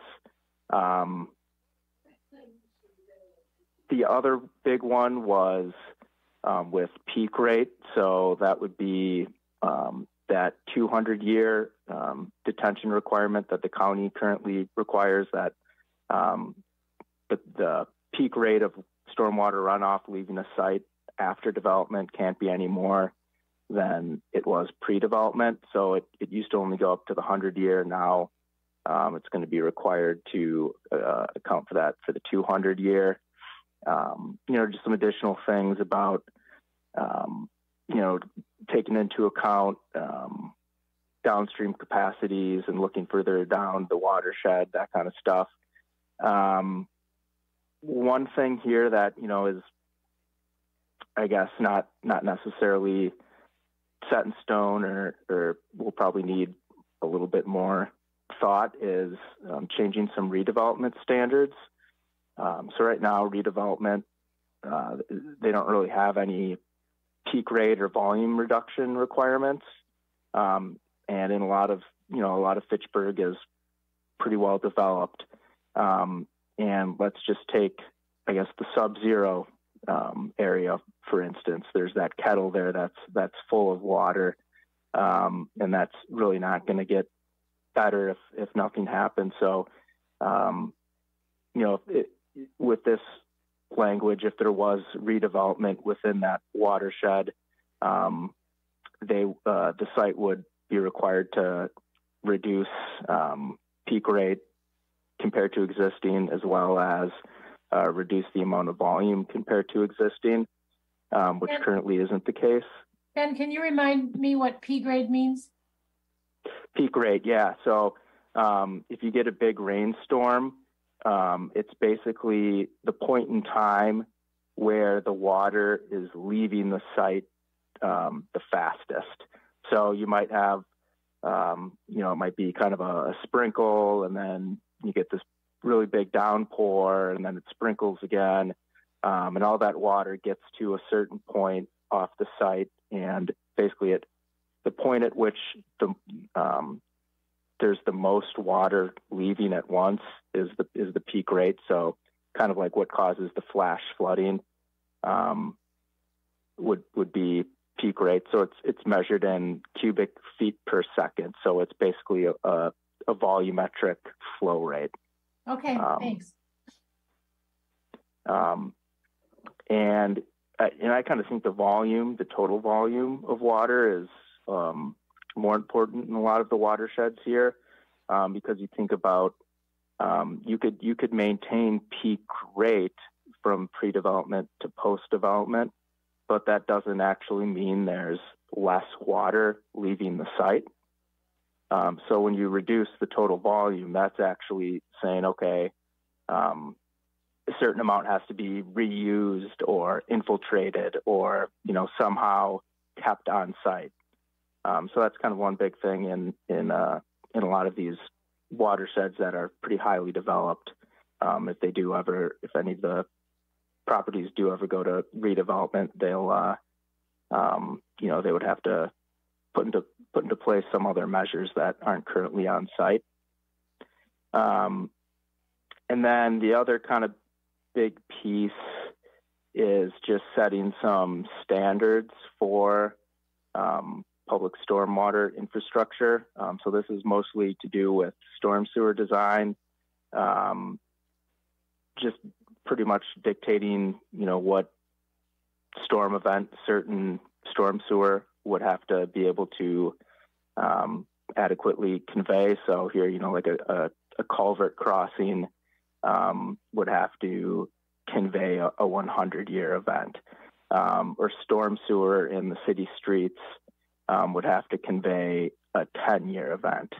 And then it talks a little bit about, some inlet design standards. So just some guidance for the designers of where the inlets are going to be, what they should take into account. For example, we've included, they should take into account clogging, because, at some point they're going to be covered in leaves. As much as we try to avoid that, it's kind of the reality. So taking into account some of those things. I'm just trying to go quick here so we can get on to the sustainability plan. But that's kind of the meat and potatoes of the update there. Again, if there's any thoughts or other considerations, I'm happy to hear them. Did you take Fitchburg's current or whatever you call this plan, and then incorporate Madison's update for the increase, the 100-year and 200-year? Is that what you've done here?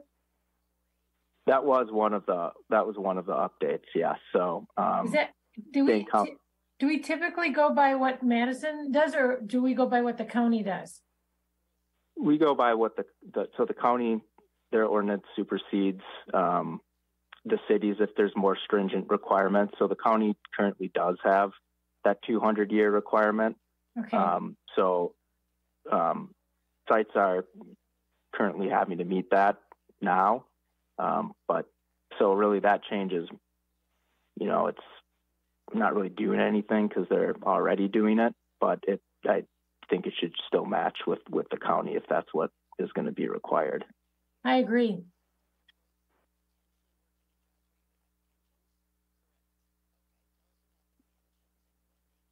Look, you're on mute, Ron. Thanks, Ben. We need to move on to our agenda now because we're way behind schedule here. So Does Ben need any more from us on this? Yeah. If you guys want to review, or if you have some thoughts or questions on it, just feel free to shoot me an email, and we can discuss more, so you can get onto the sustainability plan. That's and okay. Then I just have a question. What's the next step on this? So the next step is I'm going to share this with Rick Eilertson with AECOM, because part of this is has to do with that TMDL study that's going on. So get some feedback from them, get some feedback from the DNR, and then make some tweaks, probably bring it back February, and then maybe have something to try to pass early spring. Good. Great. Thank you. Yeah, thanks, Ben. Yep. Okay, Phil, you're up next here. Hopefully everyone had a chance to review the RFP out there. I've got a few comments on it, so sure others do. Why don't you go ahead, Phil? Sure.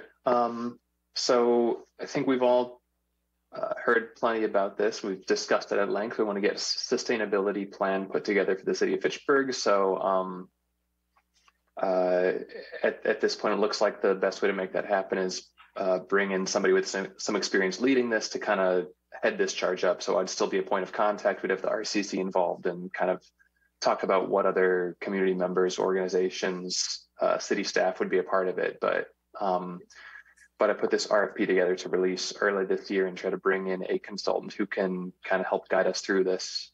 We have some neighbors in the area who have done something similar. They've brought in consultants and had some really good output. So I don't know. Did everybody get a chance to go through this? Does it make sense to walk through the RFP at all, or do you just kind of want to dive right into comments and questions? I've looked through it. I mean, I think in the time that we have, it'd probably be just good to take people's comments and suggestions that they have. I have a few, and maybe too many for the length of this meeting, but I would think that you would be able to evaluate the proposals that you get. I would think that you'd be better able to evaluate them if you told them what we're looking for, and ask them to outline their methodology rather than give them, this is what we want. These are the stakeholders. This is what you want you to do. I mean, I think you gave 4 steps. Trying to look to see where that was, of your expectations of how they would proceed with this. And like I said, I would think that you could better evaluate the proposals you get if you ask them to explain what their methodology would be. So this has been a back and forth. I've shared a couple drafts of this RFP internally with a couple staff members, with Chad, the city administrator. And there's been back and forth on kind of wondering how much detail we want to include in the RFP to sort of provide guide rails for a proposal for a bidder, and how much we want to leave it up to them. And I'm trying to kind of find a happy medium. We're telling them there are certain things that we know we do want, but part of the process of meeting with stakeholders, meeting with staff, and trying to figure out what our ultimate goals are, part of that process does involve the consultant working with us on these steps. I don't want to make something too rigid if somebody comes in and says, actually, we've got a better process for handling this. And it is a challenge to try to figure that out. Leaving it free form versus, giving them lines to color inside of. Certainly I am open to making it more or less explicit than it is right now in the RFP. But I've definitely heard both sides of that, making it clearer what we want from them so that they know what to put in their bid versus leaving it a little bit more open-ended so that they can kind of, we can evaluate different styles and methodologies against each other. If I'm understanding your first. Well, I think we do well. need to make our expectations clear. I'm just suggesting that maybe you not tell them, I think it says the project scope contains the 4 following major tasks. So this is on page 4 for everybody. I think it's on page 2. Yeah, I never know how to describe that. So it's page 4 of the Word document. It's labeled page 2 in the bottom corner because of But yeah, it's section 1.2 project scope. I was just thinking that the 4 major tasks.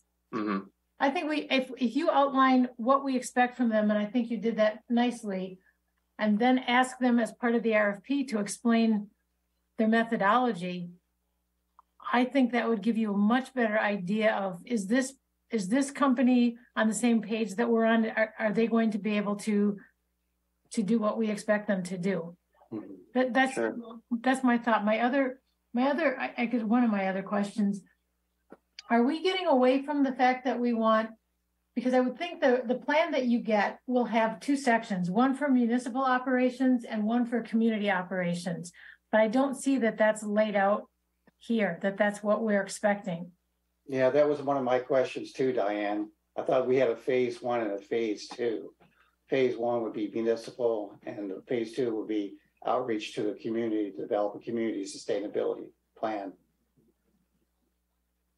And that's why I wonder why there was a lot of this community involvement, because to me, it seems like if we're doing a municipal one, we want to be spending more time, or the consultant spending more time talking with the department heads, the different departments to develop a sustainability plan that, that fits for the city, not for the community at this point. I mean, I don't know. Is that what we talked about before, the 2 different phases? So this contains in the high level, if you look at, this is just before the project scope. So towards the end of section 1.1, a bolded section as such, this RFP seeks proposals covering the following. And point 2 is a comprehensive look at sustainability for the municipality, with preference given to proposals that address further areas of impact and suggest methods for including broader community sustainability and resiliency opportunities as well. I think something that we have to go into this understanding is that it's going to be a lot easier for us to guide municipal sustainability because those are things that through staff directives from the city administrator, through purchasing policies, through things like that, it's going to be easier for us to have a direct impact on municipal sustainability. We certainly, we know that in terms of electricity usage, the residential and business community of Fitchburg uses something like 80 times as much as the municipality. So certainly there's an impact that we want to try to have out there, but it also it's kind of a next level of involvement and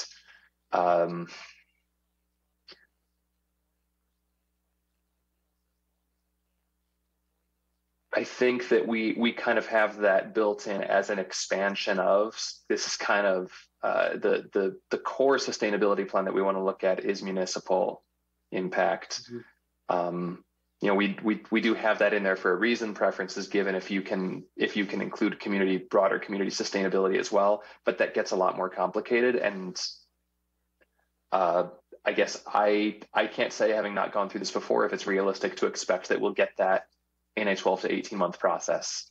I am counting on the bidders to kind of tell me what they've done. We've asked them to include examples of plans that they've put together in the past, tell us what the budget was like, what the timing was like. Did you go over budget or time, and why was that? If we have 5 bidders and they all tell us, oh, in 12 to 18 months, we can get municipality and not community. That's going to be really enlightening for us, and that's going to tell us what we can expect for our own process. But this, I think, is one where I don't necessarily want to put their proposals in a box right away.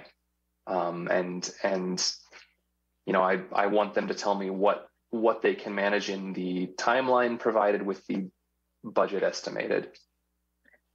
Phil, I don't, your writing style and mine are different, and maybe that's because my background is accounting. I'm not sure, but I didn't get any of that from reading those first two, number 1 and number 2.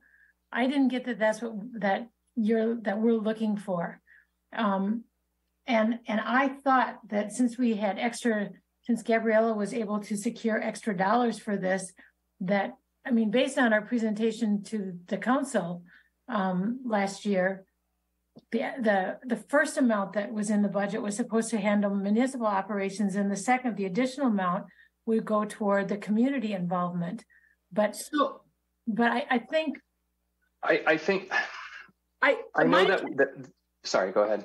Sorry, I just want to say my intention. I think what that was more about, we'll be able to actually do more community involvement in the process, and not so much a community focused part of the plan. Like, it was an extension of the process. That was what I had in my mind when we were doing the amendment. So like doing the community engagement in terms of developing the plan, the municipal plan, is a lot more work versus just putting one together based on our, anyway, just want to throw that in, kind of what I was.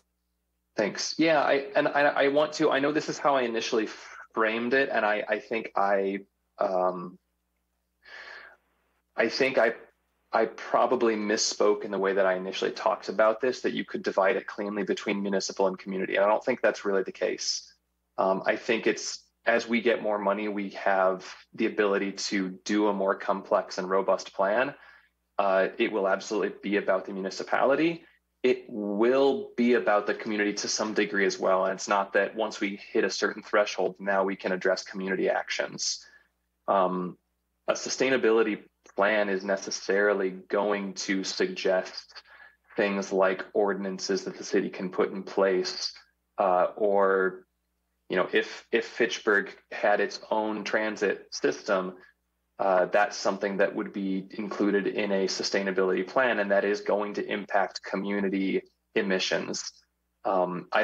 It's not as clear as there is a sustainability plan that's just about the city of Fitchburg, and then there's a sustainability plan that is about the broader community. There's a lot more overlap, a lot more gray area and nuance in that.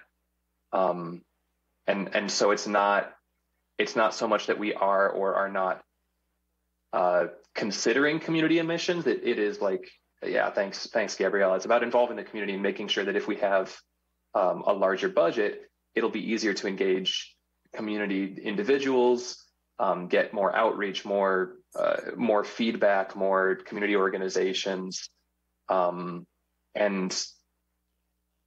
the municipality is the community by virtue of, you know, taxpayers funding city operations and voting for alders, and, you know, a lot of exchange back and forth between the two. I guess I know I'm kind of, I feel like I'm struggling to respond to this cleanly, but I do want to get away from the idea that there is a clean divide between municipality and community in how we pursue sustainability in Fitchburg and in how a plan would be put together. I understand what you're saying, but I think that the outreach part is definitely more community operations than municipal operations. But anyway, if I could, if can I continue? Mm-hmm. Then okay, under let's see, 1.2C, and then this again is based on what we presented to the council. We wanted, it says at number 3, categories should incorporate but are not limited to. I changed some of the wording to parallel or to be exactly what we said to the council: energy efficiency, conservation and renewables, climate change, water management, but we did want transportation. So you said other categories may include transportation, but we do want that. And why would other categories include land use and development when we already have that? This is something that we're going to have to discuss with a consultant and how they want to run this. And this is something that we talked about with council. Just as a brief sidebar, we did present to council what we were envisioning for the sustainability plan, but this process is ongoing and evolving. And as we discuss more with city leadership and as we discuss with the consultant, things are going to change from what we initially presented. We're adjusting our understanding of what this process will look like, what a plan will look like. So we don't want to say that it should include transportation. We want to leave that as a maybe it will include that. So the reason for only putting energy, climate, water, and waste as the necessary categories, and this is something that could certainly change, but the reason for that is because that's what was in the Clean Energy Resolution in 2019. The Clean Energy Resolution called for staff to create a sustainability plan. Energy, climate, water, and waste are the areas that are not addressed really at all by any existing city plans. And so those seem the most necessary. Those seem like when you're looking at a gap analysis of our existing plans that cover city operations, those are the areas that aren't touched. And the sustainability plan really has to talk about those. And transport, those are the most, I would say, the most fundamental building blocks, where everything else you look at there, transportation, land use and development, community health, these all kind of overlap with energy, climate, water. I guess you could say community health is another building block. But there's a lot of overlap here where transportation really is about community health and reducing our energy usage. Our economic, if you look at an economic category, the economy is really about how we're using our money to have an impact on these other categories. So some of it is that those are more the fundamental building blocks, energy, climate, water, and waste. Some of it is that that's the gap analysis that was when I was looking at our existing plans. Some is that it's the Clean Energy Resolution from 2019 said that those are what we want to hit. Now I looked at, 1 or 2 dozen plans from other communities in the region or nationally. And the reason that I picked out these categories that I've got in the RFP draft here is because that's sort of the broad categories that time and again, I saw things coming back into those general areas. And every plan has a different title for it. When we put a sustainability plan together, we may decide, we don't want to call it energy. We want to call it energy efficiency or energy and resources. That's still to be negotiated. That still has to be discussed. And, it all depends on how the process goes. That's why these categories are. Along those lines, Phil, don't we want to include the plans that we already have? Don't we want to maybe not include the detail, not include that in the detailed plan, but just mention these we already have these plans in place, which may or may not be, I know you mentioned incorporating them, but I don't think you actually list them. I called them out in the background and summary. Yeah, page 1 has them on them. They're all in blue. They're links to to where you can find those online. Okay. So there's another one you asked, don't we already have a land use plan? We do.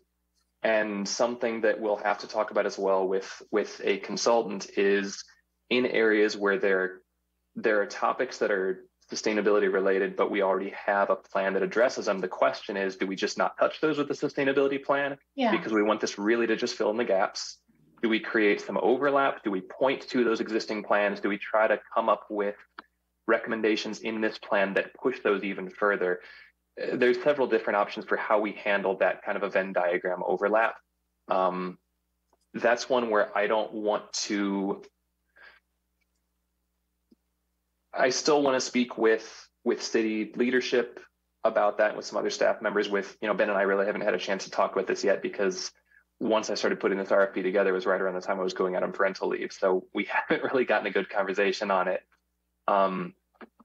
But some of these are decisions that still have to be made. I'm trying to put things in the RFP in terms that are clear and provide guidance without being overly stringent and overly directing bidders too much in how they're going to put their proposal together. I just have one other comment for tonight. But under D number 4, when you're talking about any action plan and performance targets, by the way, I would use goals instead of targets, but that's just my preference. Will identify individual departments or committees responsible for advancing completion of projects, programs, and initiatives, as well as timeframes, budgeting, funding considerations, and priorities. I think, and I appreciate that that's there, but you and whoever the consultant is needs to.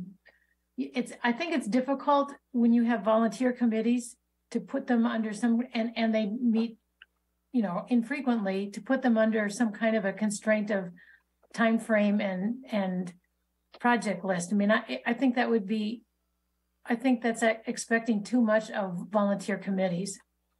I think that's a fair concern. I think we'd have to take that into consideration when we're putting this together. So part of what this was informed by was going to the sustainability conference in Dubuque back in October. And there was one, I'm trying to remember if this was Dubuque or if it was a different community that presented their sustainability plan. And the way that they laid out their kind of staging the achievement of their goals was lumping everything into, this can be part of the 2023 budget, part of the 2024 to 27 budget cycle, 2028 to 38, or there's just no particular, maybe it doesn't have a direct budgetary impact, or it's longer range than that.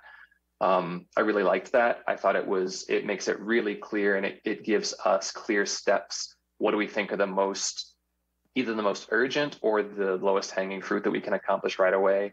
So in talking about timeframes, budgeting, funding considerations, that's something that I had in mind. Is there a way that when we put objectives together, rather than leaving them all vague, and we come back to this plan and see a list of 50 things and say, oh gosh, what do we attack first? Really looking at prioritizing this based on urgency, based on budget availability, timing, whether committees currently have this as part of their oversight and they can accomplish it quickly. We certainly wouldn't put something on a committee and say you have 1 year to accomplish this. That would be really unfair to the committee, and I think to any community members interested in this plan being accomplished, who then expect that it's going to be done that quickly. I think we need to be honest in what we can do and who's going to tackle it. But yeah, that point is definitely well taken, and we'll make sure to not demand things of volunteers unfairly. I do agree the priority part is extremely important, as is the timeline. So thanks. And I did, yeah, thanks for the comments. I've got that all written down. We'll keep that in mind. I'll keep having conversations, and this is not meant to be a summary closing it off. If anybody has more questions or comments, I do want to hear those, but feel like I probably should have mentioned there will be further conversations with staff. I'm going to work with Ben, work with Deanna and Chad to make sure that this is really as dialed in as we can get it before we release it. I already got some comments back from Deanna and Chad. There remains a conversation that we need to have about sustainability, resiliency, climate action plan. These are all types of plans that are being put out there. I think people started doing sustainability plans 10, 20 years ago. They started talking more about resiliency as we got into things like devastating hurricanes coming every few years. The flooding that we had I always forget if it was 2017 or 18 when we got 13 inches of rain and all these stormwater systems got overwhelmed. Talking about building a resilient community that can withstand some of the more intense weather events that are coming because of climate change. Now, climate action plan, that's the latest thing that Dane County put together a couple years back, was a Dane County climate action plan. Those overlap a lot, but they're not the same. So we have discussed this as a sustainability plan. The Clean Energy Resolution talked about both sustainability and resiliency. I think what's most likely is that we're going to limit this to being a sustainability plan, and there may be some climate action goals or resiliency goals within it. But that's something that's a comment that's been made by both Deanna and Chad. There's a couple other things that they've talked about as well. We want to look at at whether we want to ask our bidders to put in a clear kind of return on investment or cost benefit analysis for each measurable objective, some things like that. But this is definitely still in draft form. There's still some improvements to be made through staff conversations as well after this. Will you be circulating another draft to us then? Yes. Yep. Oh, good. Okay. Yeah. Any further iterations of the draft before it's released, I'll send out to the RCC to make sure that you're informed. Okay. After that little soliloquy, does anybody else? I just have one quick question. Yeah. Yep. So, and item 2D talks about, well, it's not 2D, 1.2D talks about interacting with the RCC. What would be the framework that would there be a lead person that the consultant would interact with, or the commission as a whole? How would that work? We don't know. We get to decide. Yeah, we totally get to decide. If this is going to be, there are communities that have built their sustainability plans by forming an ad hoc committee, and that committee is responsible for leading the whole process. It's possible that Fitchburg will do that. It's possible that the quote unquote ad hoc committee will be myself, a couple members of the RCC who want to volunteer their time for that, and other community members. We're not sure what that's going to look like. Bare minimum, the RCC will be informed on a regular basis as this process goes forward. I certainly expect that community members, staff members, and RCC members, of course, will be given the opportunity to weigh in a little bit more actively. But we gotta get a bidder in here and have them advise us on what has worked for them in the past. I envision and certainly hope that the consultant will attend some of our meetings and give us updates and maybe if they want input, contact the chair and see if the chair wants a group to provide input, or if the chair can make that decision. That's how I see our involvement. I think I've even got that. I don't remember exactly where, but I do believe that I've got in the draft something about making sure to attend RCC meetings and communicate.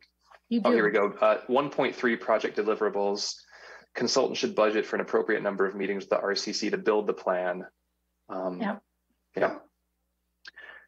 That also calls out, so kind of the concern about other plans that already exist. The final plan put forth for acceptance shall be completed in such a way that it can be fully integrated with other plans and initiatives adopted by the city.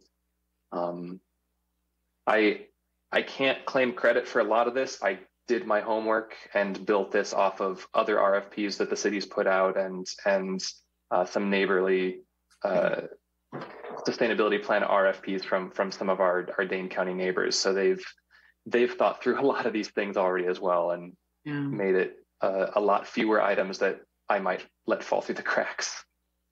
Okay. I do wonder if you want to say, rather than call out RCC specifically, maybe say relevant committees, just in case we do want to, convene an ad hoc committee. Sure. Well, and there will be things that impact Parks Committee and Tree Advisory, and either making it general, or I could say RCC and others, or just I'll wordsmith that. Committees, yeah. I just wanted to say that I really like the structure that you put together. I think Phil and I got to see multiple sustainability plans presented in different ways at the sustainability conference last year, including I went to a really detailed presentation, and I got really excited because it was the first time I saw a consultant and talking about specifics for how they've done it in the past. And I just got really excited about the potential for them to work with us, because some of these consultants really, they do this a lot and they know what they're doing. And this very much tracks with what I saw in these presentations that I would like to see in the plan. So I think you did a really nice job with this. Obviously, go back and forth, further refinement of the plan, but I really like what you put together here. And I do think the distinction between resiliency and sustainability is an important distinction. And I would love us to have a climate resiliency plan, but that's so much farther down the line in terms of effort, because there's just so much would need to change about the city structure, ordinances, zone, like the comprehensive plan would have to change. Like there's so much more involved in resiliency than there is just in this. So that I feel like this is almost like, this is a big step and such an important step, but it's almost has to come first before we like really dive deep into resiliency. But hopefully this is a first context for that. And I would say that a resiliency plan is a little bit more overlap as well. And I don't want to be overly redundant if we don't need to be. We've got a great stormwater plan right now, and a lot of resiliency is about how we handle water and stormwater. Claudia put a lot of good work into that. Ben's already picking up and advancing our stormwater work well. Like if there's something the city's doing well, I don't feel a need to put it in the plan just to check a box. No. So that's where I'm a little bit more comfortable saying sustainability instead of resiliency, because I think one of the most crucial pieces of resiliency we've kind of got covered there. It's other elements of sustainability that have not been addressed that I really want to make sure we cover. Yeah, I agree, and I also think resiliency. I think that's going to be more relevant when we do a comp plan update in 2030. Like that's where I'm looking is 2030 comp plan update. That's where we talk about really about the structure of the city. So anyway, I really like what you put together here. I think you've done a really wonderful job in it. I'm really excited. Look forward to see the next draft. Yeah. Did I hear somebody else looking to make a comment at one point? Yeah, I was just wanted to ask. I mean, so once the RFP goes out, we'll get some proposals. There'll be an opportunity to work with some of those vendors on scope before a contract signed. And I don't know. I was looking at a bunch of sustainability plan RFPs, and I think this one covers a lot more than many of the other ones I saw.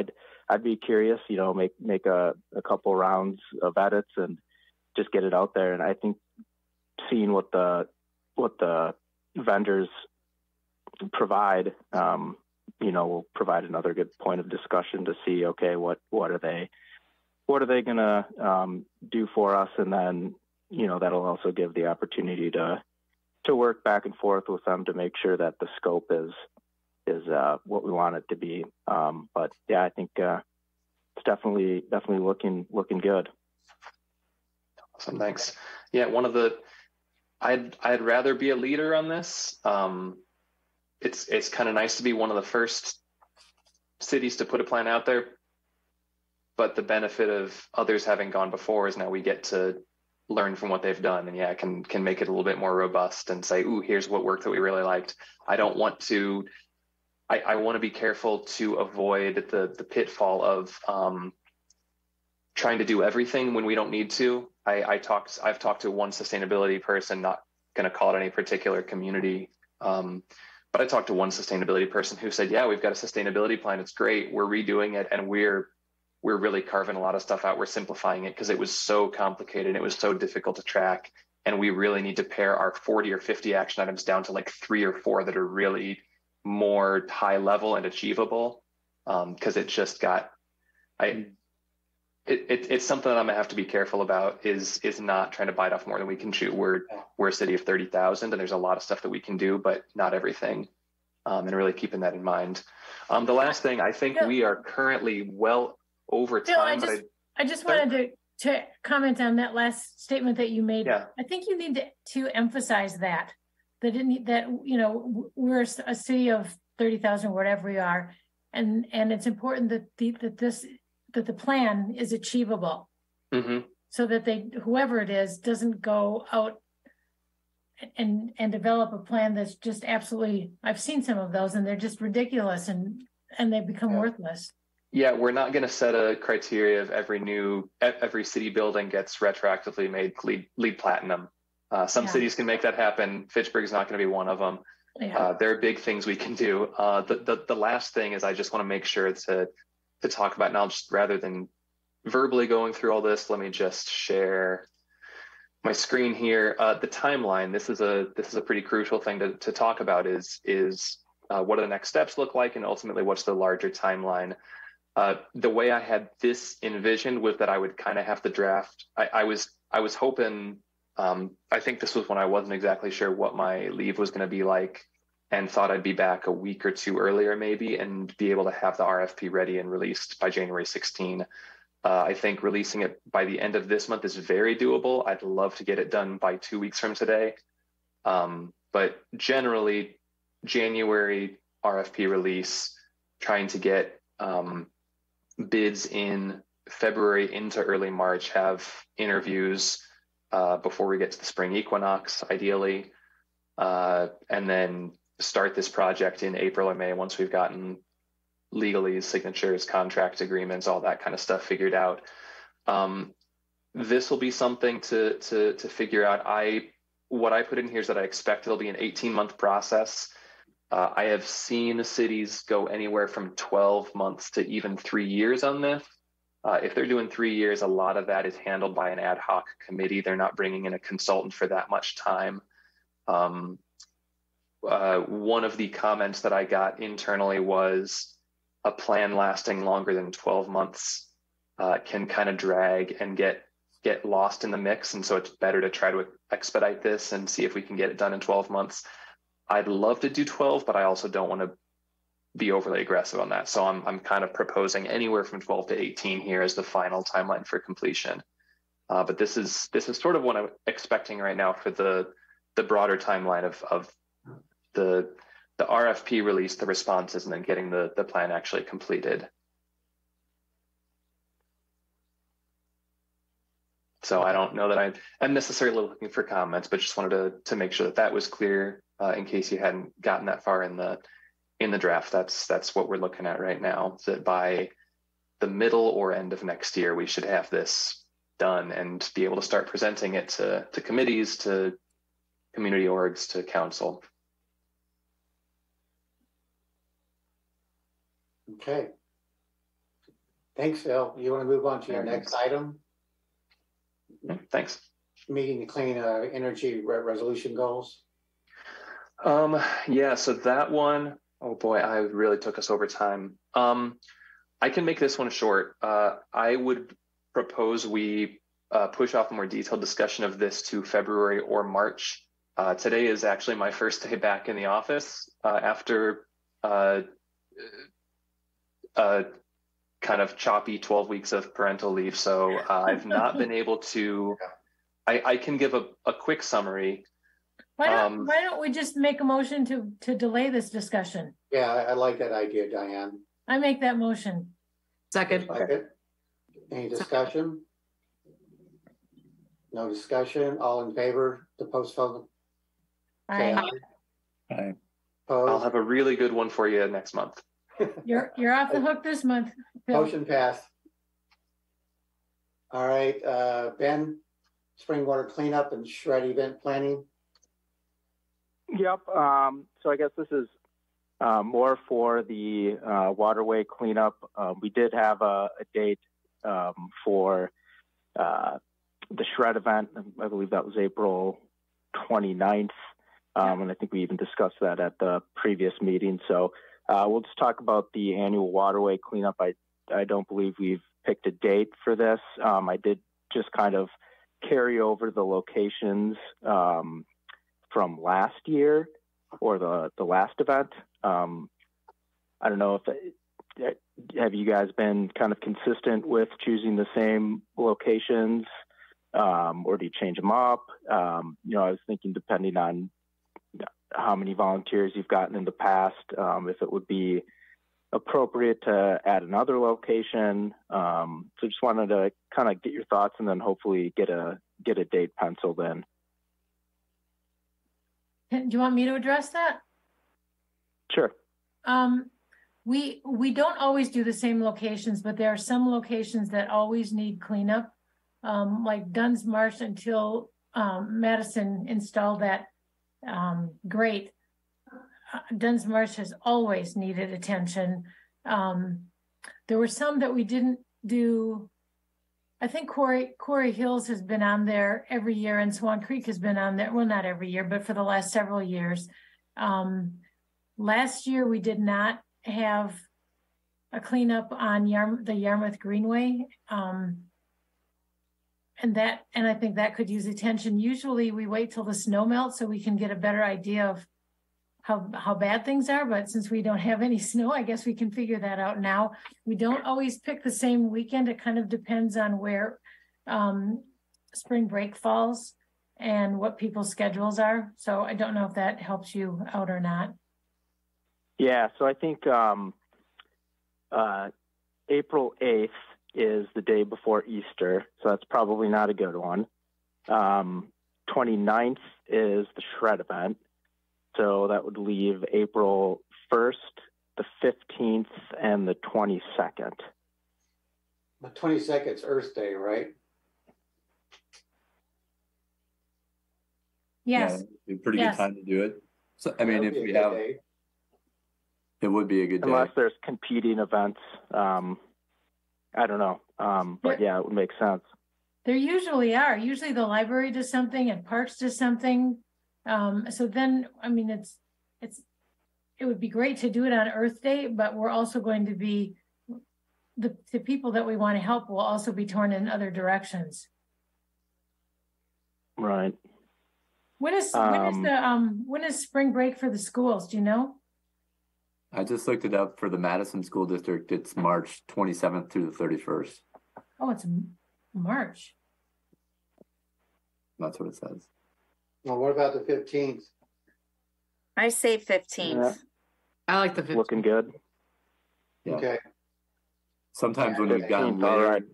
April, we've run into issues with the grass growing. So if we have kind of a early spring, that growth can be pretty intense early in April, and then it gets pretty tough to pick things up those last couple of weekends in April. So I'm for the middle of April. It sounds pretty good to me. Okay. All right. 15th, let's book it. Right. And then we'll finalize some locations and get that back out. Yeah, and if anyone notices, while they're out and about, that there's a bunch of trash in the waterway, I guess just relay that and we'll make note of it. Okay. Thanks, Yeah, I'll Ben. keep my spots in around Swan Creek. So that would be kind of the meeting at Nannyberry Park filter.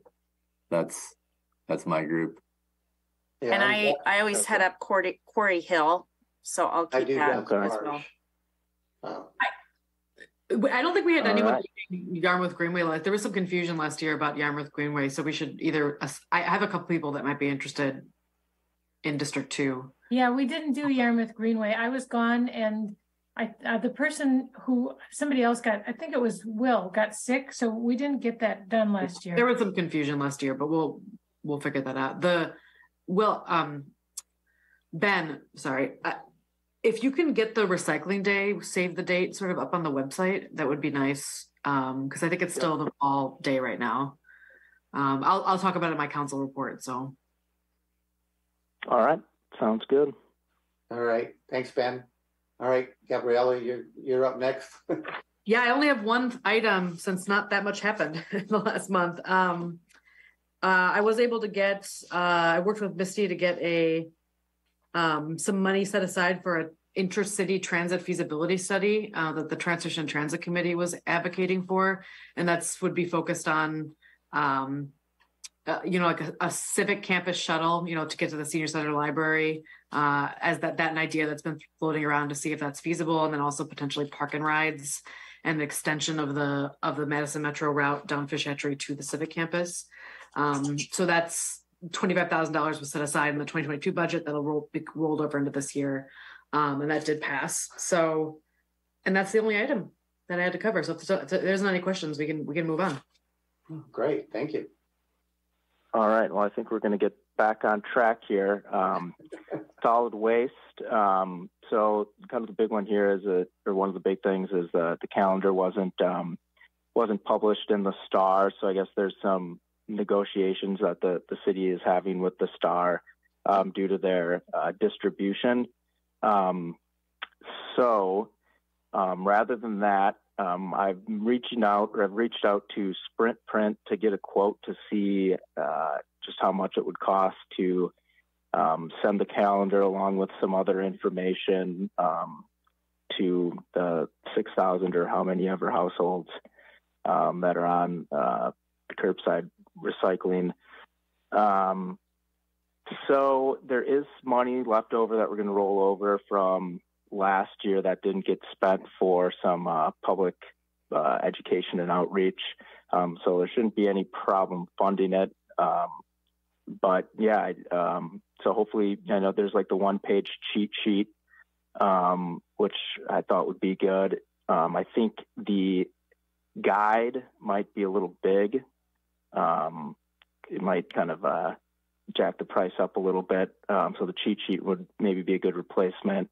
And just some general stuff that people could probably use refreshers on, as far as preparation of yard waste and brush and how to properly put the carts out. So just kind of basic stuff like that. So hopefully, I guess I'm not sure. Yeah, we could do some 2-sided printing. That's a good idea. Wasn't there money that we had available that we couldn't figure out how to spend it, that we talked about sending out a recycling guide? We were going to use that predates Ben. We were going to use it to send the recycling guide to all the residents who have Pelletary, but I'm trying to remember what Public Works put the kibosh on that. Was that the C&D, construction demolition? Yes. Waste? Yeah. So that money's did get, that is basically the money that I'm talking about, the public work, or the public education outreach money.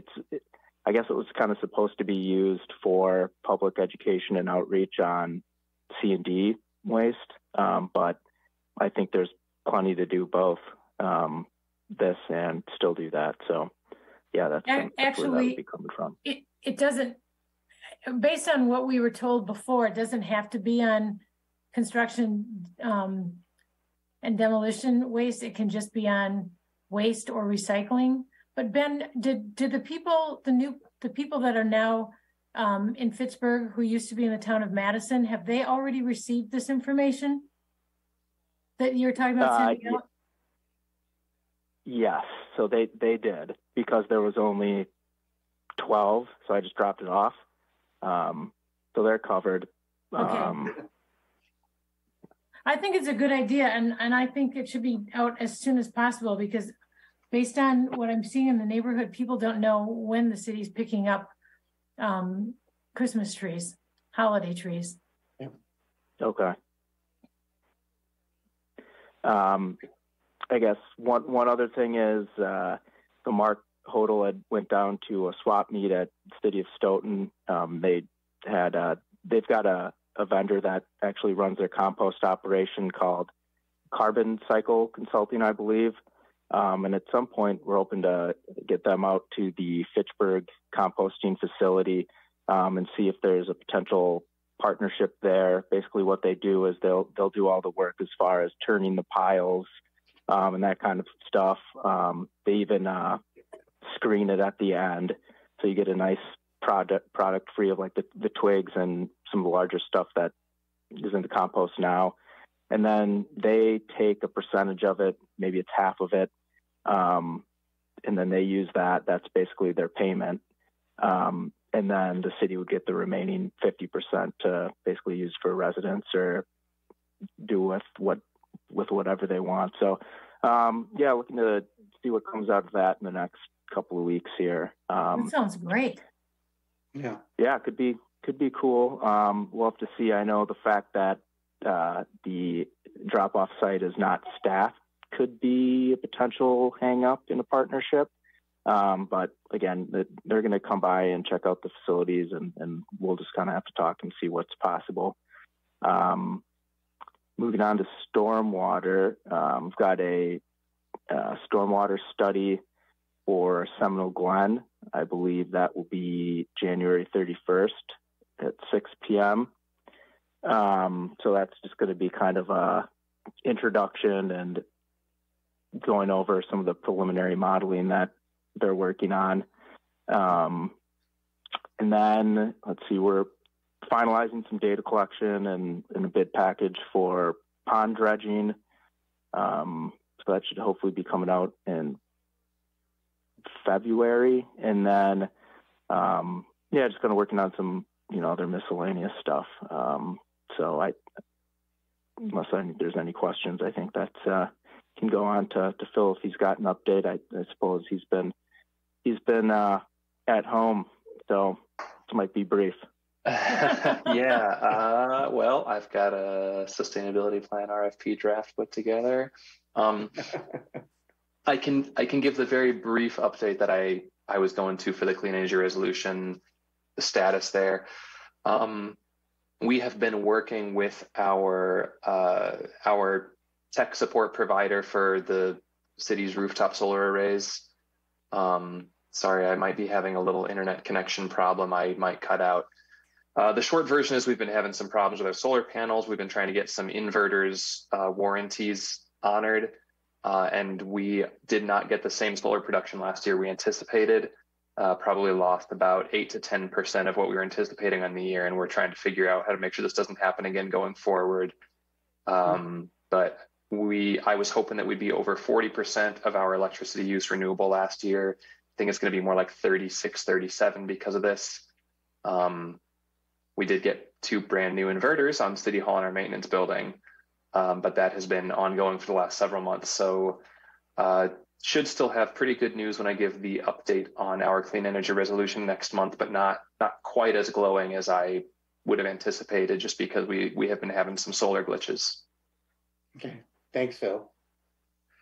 All right, we have 1 minute left, and I'd like to give that to you, Diane, because we didn't talk about the Fitchburg Star articles.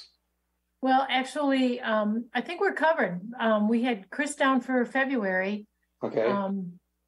Chris is for February. Yeah, so I think we're okay on that. But I since we have 1 minute left, we haven't. We still have to get the final version of the calendar and the annual report. So, the